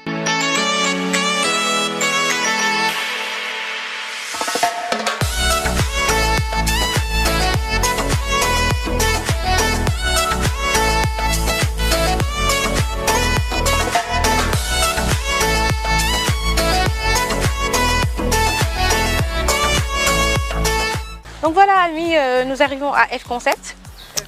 Une boutique là, c'est très convivial. Je pense que fille, on aura un petit moment à nous, de nous déranger. Que nous retrouvons Michou, qui est très gentil d'ailleurs. Bonjour. Bonjour madame. Bonjour. Vous allez bien? Oui, très bien, merci. Bien, merci. Donc voilà. Alors, bienvenue au F Concept. Merci. Bon, on va visiter. Ouais. Je sais. Une dame qui m'a... Je l'ai rencontrée 2 fois, la dame. Son histoire est un peu dingue, hein. J'ai aimé, j'ai adoré. Ouais. À la base, elle n'était pas créatrice ni styliste. Et elle travaillait aux ambassades des États-Unis quand Michelle Obama était là. Alors, elle faisait partie des délégations qui accompagnaient Michelle Obama s'inaugurer. Et du coup, elle était là à côté avec sa belle robe et tout. Et Michelle Obama a envoyé une de ses gardes qu'elle voulait la même robe qu'elle portait. Et c'est parti comme ça. C'est parti, c'est comme ça, c'est dans le déclic, quoi. Elle a démissionné, elle a tout lâché. Elle a raison. Parce qu'on serait privé de ces belles choses. Vraiment, j'aimerais bien être comme elle. C'est clair. Allez. C'est magnifique, j'adore ces pièces. En tout cas, belle histoire. Ouais, vraiment, ouais. D'accord. Puis on va aller boire un thé, comme promis.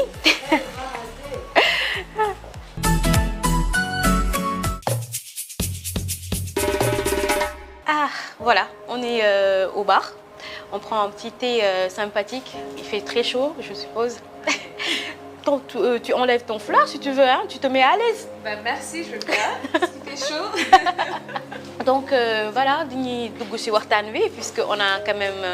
traîné un peu de marché Kermel waxtaan et tout. Mais waxtaan bi li ko gën a soxal it bokk na ci yow kan nga. Puis surtout ñu ngi dem ci mois bu am solo nekk mois de mars ñu bëggoon nag faire honneur aux femmes, surtout femmes yi nga xamante ni dañu mel ni comme yow di yëngatu bu baax di pousse également jeunesse bi ci voie bu baax di apporter seen pierre ci construction jikko yi. Donc Amy Sarr Fall tey jii bu ñuy wax kan nga ci sa parcours justement lan nga ñu mën a dénk. Merci. Xam nga yaa ngi naan femme yu inspirante comme yow. Mais moi aussi, j'aimerais bien te citer parmi les femmes Nigewa parce que ça fait quelques années, me les suivre, nous ramante,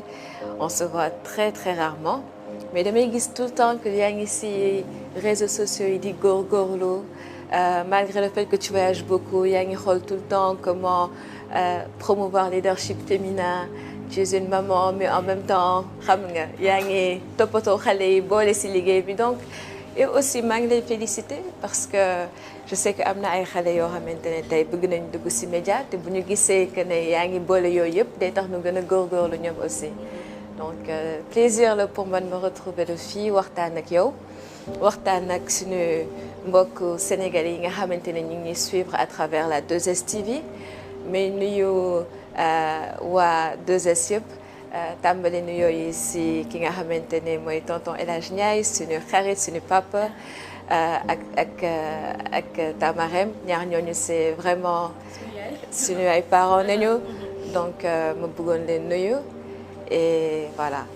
je te redonne la parole. En tout cas merci pour ces mots ñu ñëwaat rek si jaar-jaar bi justement fan nga commencé dañuy sauter quand même quelques étapes ñëw ba ci bac parce que bac quand même boo ko amee après say xalaat dafay bëri lan nga bëgg def. C'est vrai je me souviens bi ma amee bac li njëkkoon nekk sama xel mooy dem à l'étranger. C'est quand tu as 18 ans li ngay njëkk a xalaat mooy je vais aller à l'étranger jàngi foofu. Après ma waxtaan si ak sama papa sama yaay j'ai vu qu'à l'époque ñoom sawaruñu si woon noonu mais j'avais le sentiment qu'ils étaient prêts à m'accompagner si vraiment ma décision finale c'était de partir. Donc j'ai eu quelques inscriptions et au moment de partir mon père il me dit en fait on peut t'envoyer à l'étranger mais sache que dama foofu parce que Sénégal amul possibilité en formation ni formé aux filles Sénégal ils ont de très bons diplômes ils ont de très bons postes donc jàppal ne tey booy dem Sénégal hors du Sénégal c'est vraiment parce que da nga bëgg gën a xam peut-être le monde et donc c'est dans cet esprit-là que je suis partie à Paris. Je suis arrivée là-bas à l'Université américaine de Paris. J'en parle souvent parce que je peux dire que j'ai passé là-bas parmi les meilleures années de ma vie parce que j'ai jamais été autant entourée de nationalités. Et comme c'était une petite université avec peut-être, on va dire, moins de 1000 étudiants, donc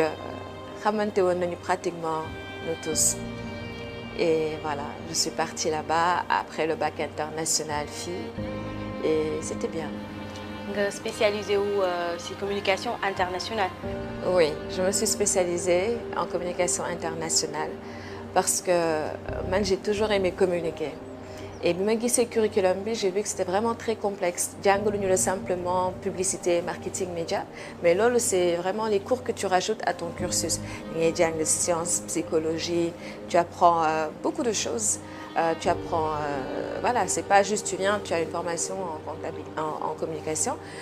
et l'autre chose aussi j'ai fait administration des affaires internationales. Et dans quel but en fait? Moi j'ai toujours voulu gérer mais en même temps communiquer. Et je pense que loolu moo ma gën a jàppale ci sama carrière parce que bi may créer Intelligence Magazine j'avais la possibilité de diriger et en même temps bien manier la communication les médias parce que lu ma jàngoon la foofu on était formé vraiment par de très grands experts en communication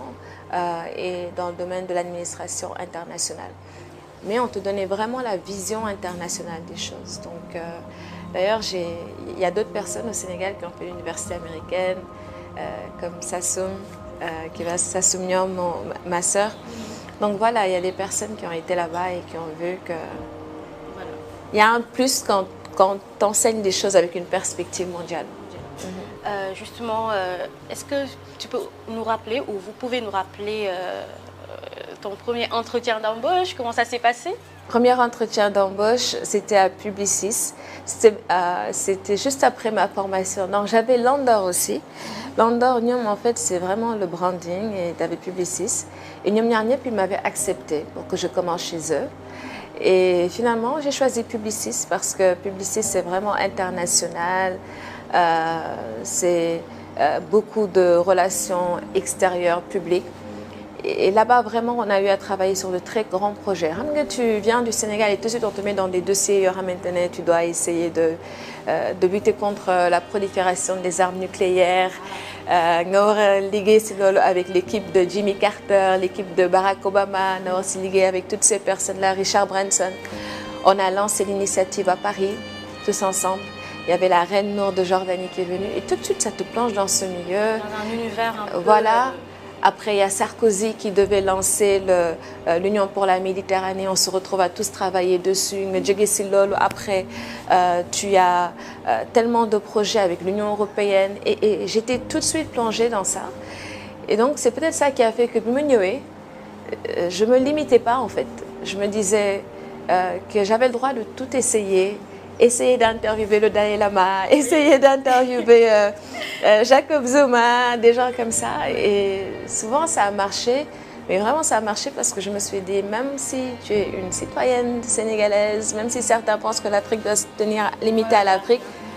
on a le droit d'essayer comme les autres. Et sur ce côté-là,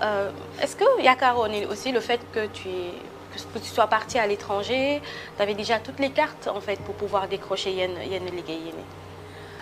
En fait, man, tu sais, dama yàgg doylu. Man nit laa koo xam ne amul lenn lu may xeeb sama bopp, sans prétention aucune. Et loolu laay wax tout le temps aux jeunes quand je les rencontre di waxtaan ak ñoom. waroo leen xeeb dara seen bopp. seen dépôt warul tax ngeen xeeb seen bopp, seen carence warul tax ngeen xeeb seen bopp. nit da ngay gëm sa bopp. gëm sa bopp mooy nangu ne nit du mat. nit du mat et ku nekk war nga fexe ba am ay valeur yooyu sukkandiku yoo xamante ni si ngay sukkandiku pour tekki ëllëg. man loolu laay wax tout le temps quand tu voyages. nekk si benn environnement boo xamante ne tu as à peu près 100 nationalités nga doon Sénégal kenn xamul sa réew boo eggee dans un milieu comme ça su fekkente ne da nga xeeb sa bopp rek soit on va t'écraser wala toi-même tu vas t'écraser parce que da ngay xeeb lépp da nga naan ah mais attends il faut que ma composer ak ñi il faut que ma fàtte li ma indiwaale jéem a bokk et prendre ce qu'on me donne, oublier ce que je peux donner. Souvent, c'est ce que beaucoup de personnes font. Man, quand je suis partie là-bas, quand j'étais beaucoup plus jeune, je me souviens encore,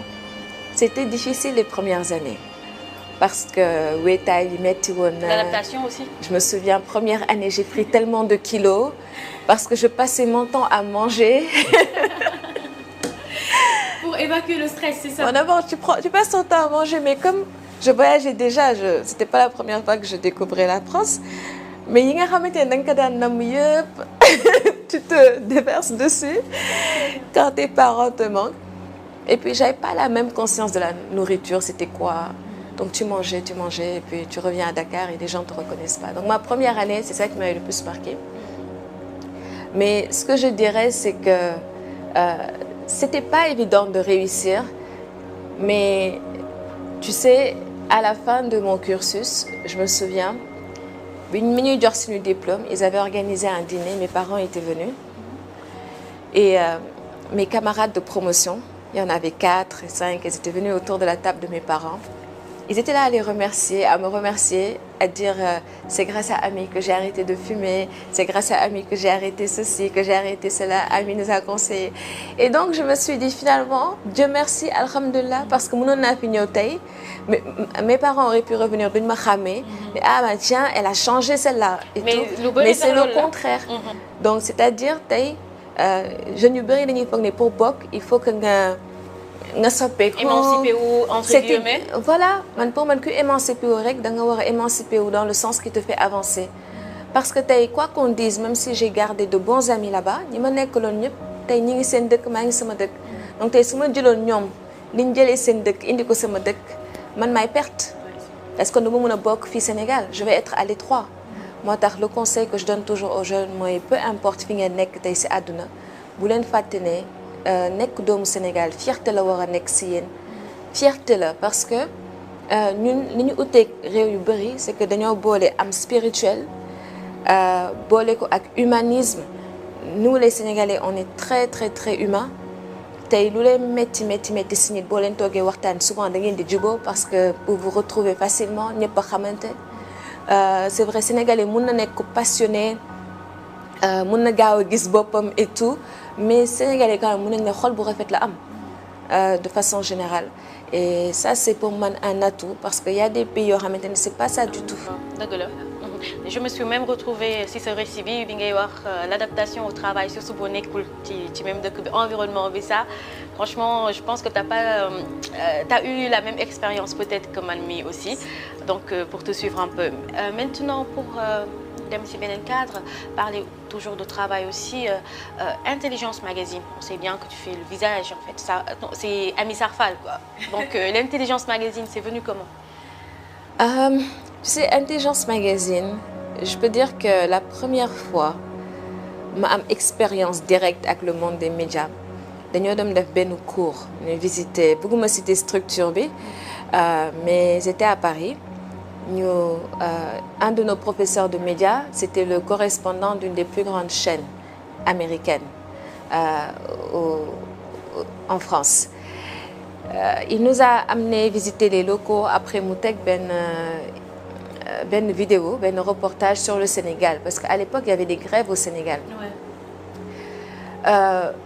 mu def fixation ci benn pneu buy tàkk mais ni mu ko wonee tu vas penser que Sénégal est en feu. Et je lui ai posé la question ma ne ko en fait est-ce que ni ngeen ko wonee nii ça donne pas l'impression que le pays va très mal. mu ne ma mais il était d'ailleurs pas très content et il m'a dit mais est-ce que fii gis nga fi lenn loo xamante ne amul. ok ma xalaat sur les mots. voilà ma ne effectivement il y a bien un pneu qui brûle quelque part c'est bien sa caméra donc ni mu ko bëggee wane noonu rek la koy wane kenn mënu ci dara donc moi ce jour-là j'ai compris que suñu bëggee changer image Afrique il faut vraiment qu'on investisse dans les médias. Il faut que les gens qui parlent de l'Afrique soient des Africains parce que boo nekkee africain ni ngay waxee ci Afrique yéene bi ngay am ak cër bi ngay jox ton continent ku nekk bitim réew mën na ko bañ a am parce que yow yaa xam tey sam ay maam li ñu jot a dund dans ce continent yaa xam tirailleurs yi li nga xamante ne def nañ ko comme sacrifice parce que seen dëkk mooy que laajoon yaa xam tey li Sénégal tekki pour yow donc mënoo aussi koo xamante ne mosul teg tànkam Afrique nga ne ko il faut bien traiter l'Afrique parce que xamoo luy Afrique donc moom li muy ut mooy jaay naka lay fexe ba reportage am jar. C'est pour ça que tey aujourd'hui des continents comme l'Afrique le seul autre continent qui en souffre un peu c'est peut-être l'Amérique du Sud parce qu'aujourd'hui les Asiatiques ils sont quand même émancipés un peu mais nous le problème c'est que des journaux yi ñu gën a lire dans le monde qui parlent de l'Afrique ils sont même pas produits en Afrique. Alors que asiatiques yi les gens du Moyen-Orient ils ont compris qu'il faut miser sur les médias. Et pourquoi tu vois France 24, pourquoi tu vois Al Jazeera, pourquoi Russie crée chaîne am Israël crée chaîne am pourquoi ñoom ñëpp ñu créé seen chaîne parce que nit ki buy wax ci dëkkam ni mu ci waxee ku jógee fële di ci wax mënul nekk la même chose. Donc c'est ça qui a fait que moi depuis ce jour quand j'ai eu cette discussion je me suis dit il faut qu'on essaye. Moi j'ai toujours été passionnée par les médias. La preuve il y a quelques jours kenn ku jógee à mon lycée quelqu'un qui a fait mon lycée on lui disait que Amy Sarpal il est passé par là et son mémoire pour le bac international elle avait fait sur les médias donc ça prouve que j'ai toujours été intéressée par les médias voilà boobu xaw ma woon ne j'allais un jour avoir mon propre magazine. Donc c'est comme ça que ça a commencé. Je me suis dit il faut essayer et de fil en aiguille je suis rentrée au Sénégal et j'ai créé Intelligence Magazine. Voilà. Intelligence Magazine qu'on retrouve partout. Quand je suis allée à l'ambassade des Émirats, quand j'ai vu les deux magazines qui étaient sur la table de l'ambassadeur, c'était Jeune Afrique et Intelligence Magazine. Donc je me suis dit waouh, ça va partout donc une bonne audience pour l'Afrique. Amy, aujourd'hui tu es dans plusieurs fronts mën nañ ko wax puisque combat yi ngay mené bëri na pour en citer rek et quelques-uns on peut parler du combat pour les femmes rurales citoyenneté également éducation finalement combat yooyu yëpp tey jii njeexital bi la nga ci gis. Gis nga combat yooyu quand tu les mènes da lay dolli humilité. Parce que quand tu vas jusqu'à Richard Toll Dagana tu rencontres des femmes là-bas nga dem Kolda dem Kanel partout où on a été au Sénégal tu as toujours l'impression que c'est la femme que tu as trouvée dans tel endroit que tu retrouves dans l'autre endroit jom bi benn la détermination bi benn la fulla bi yéene bi kattan bi du fa nekk tout le temps pourtant mais da ngay gis ne dañuy fas jom parce que seen doom yi ñoom nañu yaakaar en réalité parce que xam na c'est de grandes familles donc jigéen ñi finalement elles ont compris que si elles veulent vraiment aider leurs enfants il faut que ñoom ñu liggéey am nuñ leen fayalee seen jàng donc ñun aujourd'hui il y a beaucoup d'actions qu'on mène sur le terrain parce que dañoo gëm ne xale yooyu ku leen jàppale ëllëg ñu jàppale seen yaay mais tey boo jëlee ay financement jox ko seen yaay yi des financements yoo xamante ne mënul yàgg dans le temps na ñëw may par exemple à une femme 100 000 francs 200 000 francs wala même 1 million pour man c'est pas ça la solution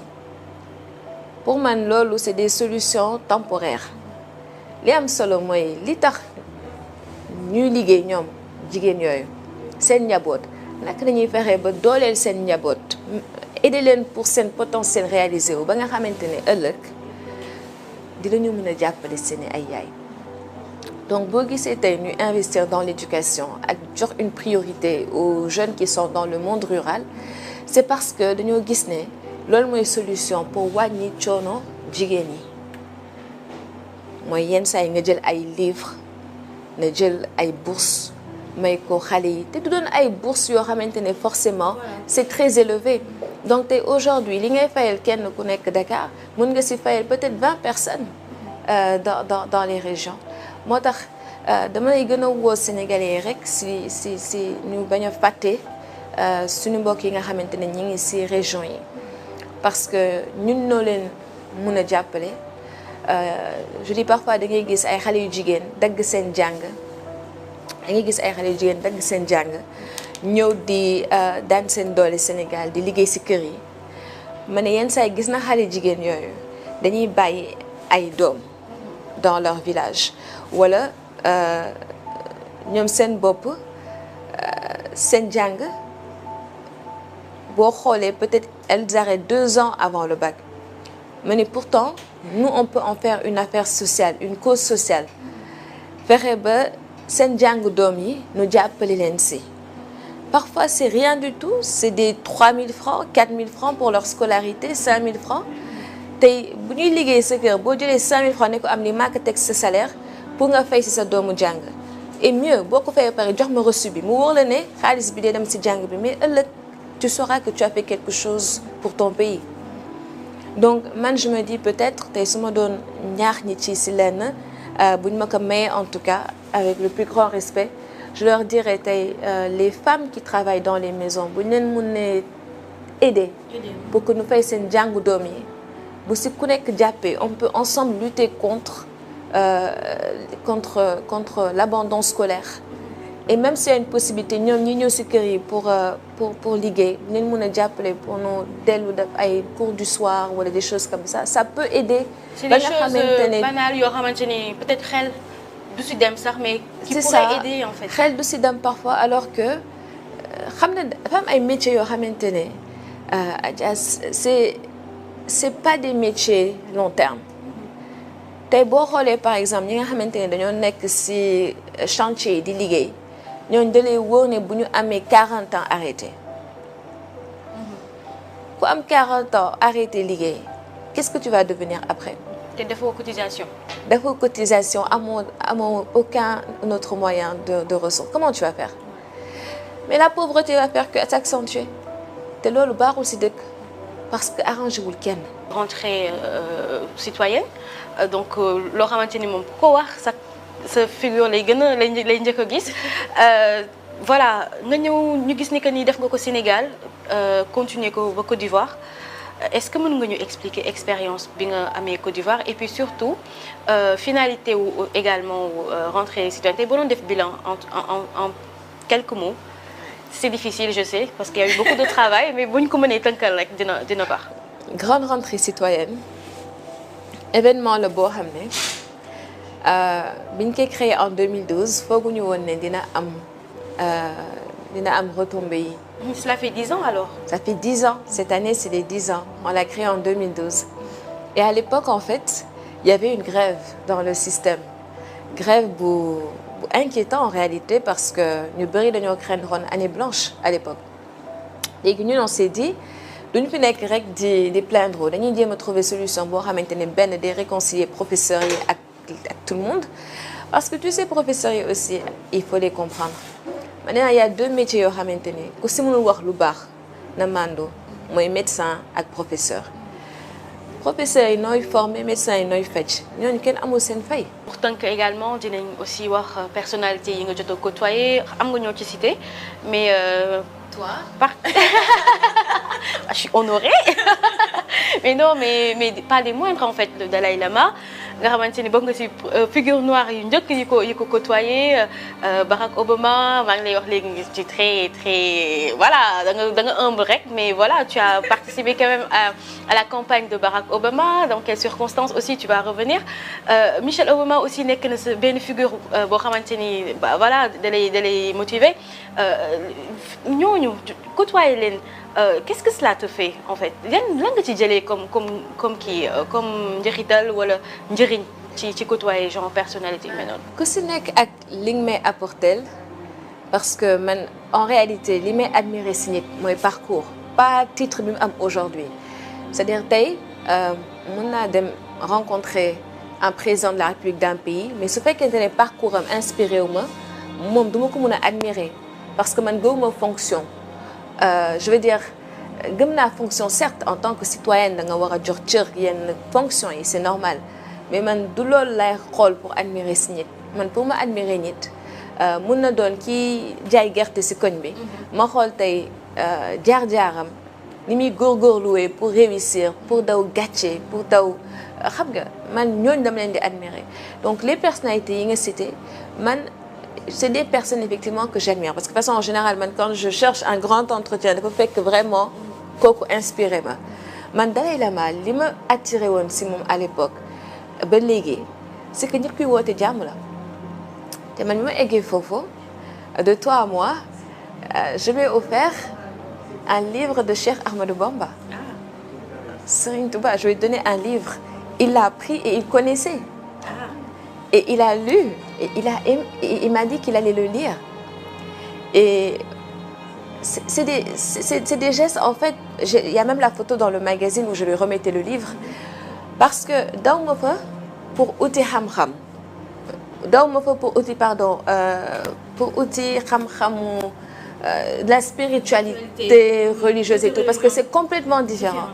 mais même lui il le dit la culture bouddhiste en fait c'est une culture de paix c'est différent de la religion bouddhiste et la culture de paix bi nga xamante ne tey aujourd'hui moom daf koy promouvoir ça m'a toujours inspiré et tey ku mel ne Barack Obama li ma intéressé woon c'était juste le fait que c'est le premier homme noir qui allait devenir président. L'histoire, c'est de l'histoire. Et imagine combien de jeunes aujourd'hui n'ont jamais pensé poser les yeux sur un président noir aux États-Unis. Donc moi, c'est ça qui m'intéressait, qui faisait que je m'activais là-dessus jusqu'à ce que le New York Times nous cite. Et c'est là où tu te rends compte qu'aujourd'hui, le monde a changé. L'essentiel, c'est d'avoir de bonnes idées. Peu importe d'où on vient, on se fait entendre. Est-ce que tu es féministe ? Ça dépend ce que tu appelles féministe. Voilà, le féminisme qu'on connaît au Sénégal, est-ce que tu t'y retrouves? En fait, moi, je crois qu'il y a plusieurs sortes de féminisme. Chacun sa façon d'être féministe. Mais de façon générale, je dirais que je suis pour la reconnaissance des compétences des femmes. Je suis pour la reconnaissance de leur potentiel. Et pour leur intégration dans le milieu professionnel à tous les niveaux, on se battra pour ça. Je suis d'avis aussi que dans nos cultures, il y a des réalités qui sont là, mais que ces réalités ne doivent pas être des obstacles à la promotion du leadership féminin. Parce que d'un point de vue économique, politique, social, promouvoir la femme, c'est promouvoir la société, c'est promouvoir la famille. Je dis toujours, ça ne doit pas être un problème au Sénégal de promouvoir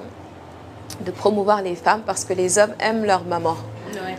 Donc ils aiment aussi leurs filles. Et il y a beaucoup d'hommes qui se battent aujourd'hui pour que leurs filles réussissent. Donc je pense que c'est pas eux qui vont vous dire non au leadership féminin. Ce qui fait peur aux hommes, c'est de se dire que si les femmes émergent, elles vont plus nous respecter. Elles vont avoir la grosse tête, elles vont plus faire les travaux ménagères et partager les travaux. C'est ça qui l'a fait peur. En tout cas, c'était un plaisir d'avoir partagé ces moments avec toi. Donc c'est sur ces notes-là, les tagotowé, xamna waxtaan bi neex na suñ ko naroon continuer aussi. Il y a plein de questions yoo xamante ni j'ai même pas eu le temps de les poser justement parce que voilà parcours bi tax na et puis expérience bi nga am également. Ça fait toujours plaisir d'échanger avec toi. Donc voilà, ñu bàyyi la nga tàggatoo. Merci à toi. C'est toujours un plaisir d'échanger. et dire que voilà, Intelligence, c'est le magazine des Sénégalais. Ils nous ont vraiment beaucoup soutenus. Si aujourd'hui Intelligence en est là, c'est grâce aux Sénégalais. La grande rentrée 10 ans, c'est grâce à la mobilisation de tout un chacun. Je citais tout à l'heure Tonton El Hadj Nia qui m'a beaucoup soutenu à mes débuts, et moi, je pense que le Sénégal a la chance d'avoir une jeunesse aussi engagée. Quand on voit aujourd'hui sur les réseaux sociaux,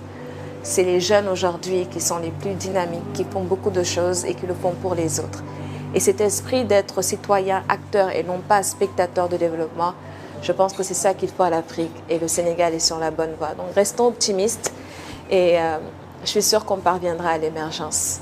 Ah moom la ñuy ñaan émergence boobu daal bu ñëwee fépp baax na donc voilà c'était tout pour ce premier numéro d'entrevue di remercier rek bu baax a baax Omar di remercier également ki nga xamante ni mooy Amdi waaye it Pape Samba ah ñoom ñëpp jàpp nañ ci liggéey bi Lamp également donc voilà rendez-vous est pris pour un autre numéro et à très très bientôt au revoir.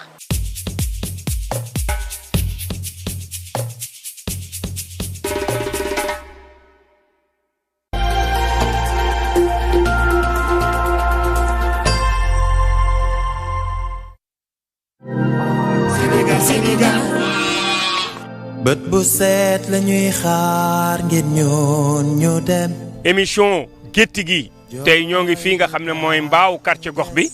ñu ñëw nag visiter fi nga xam ne mooy bergerie Al Khouraychi bu Cheikh Aïdara. sant nañ yàlla daal bu baax di nga xamee ne jox nañu passion boo xam ne passion bu yàlla gërëm la. parce que malheureusement yàlla dogal na am na nit ñoo xam ne dañu am benn passion boo xam ne du lu neex yàlla waaw comme nag am nañ passion bu yàlla gërëm ñu ngi ciy sant yàlla bu baax a baax a baax a baax y a beaucoup de gens qui nous prennent pour des fous malheureusement mais ça part d'une passion xar yi nekk sori ci ñun trop ñu fexe daal ba def ko benn business boo xam ne entre ñun xam nañu business bi njariñ bi mu amal nañu njariñ ñun. C'est difficile à expliquer à des gens yoo xam ne nekkuñu ci. dañu dajale aussi maal yi nga xamante ne ràññee nañ leen ci élevage bi ñu am lu ñu wane ci wàllu phénotype ak wàllu gène ñu dajale seen ay doom donc ñooñu lañu nekk di liggéeyee moo tax dina am benn diversité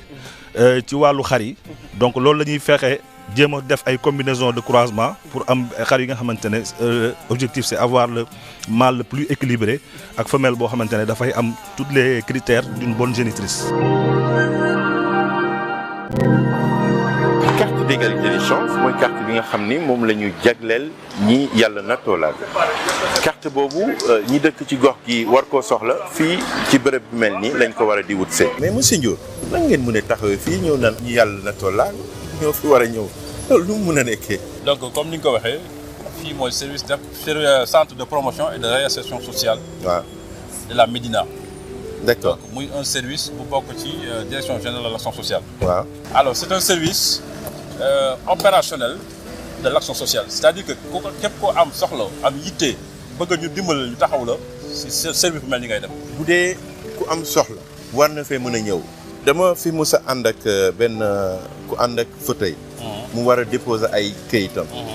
mais mënul yegg fi mënul dugg fi. léegi moom bu boobaa nu muy def bu fekkee ni gisul ku mu yóbbante. lii état bi tëral ay carte d'égalité des chances ak yooyu xam nga ko.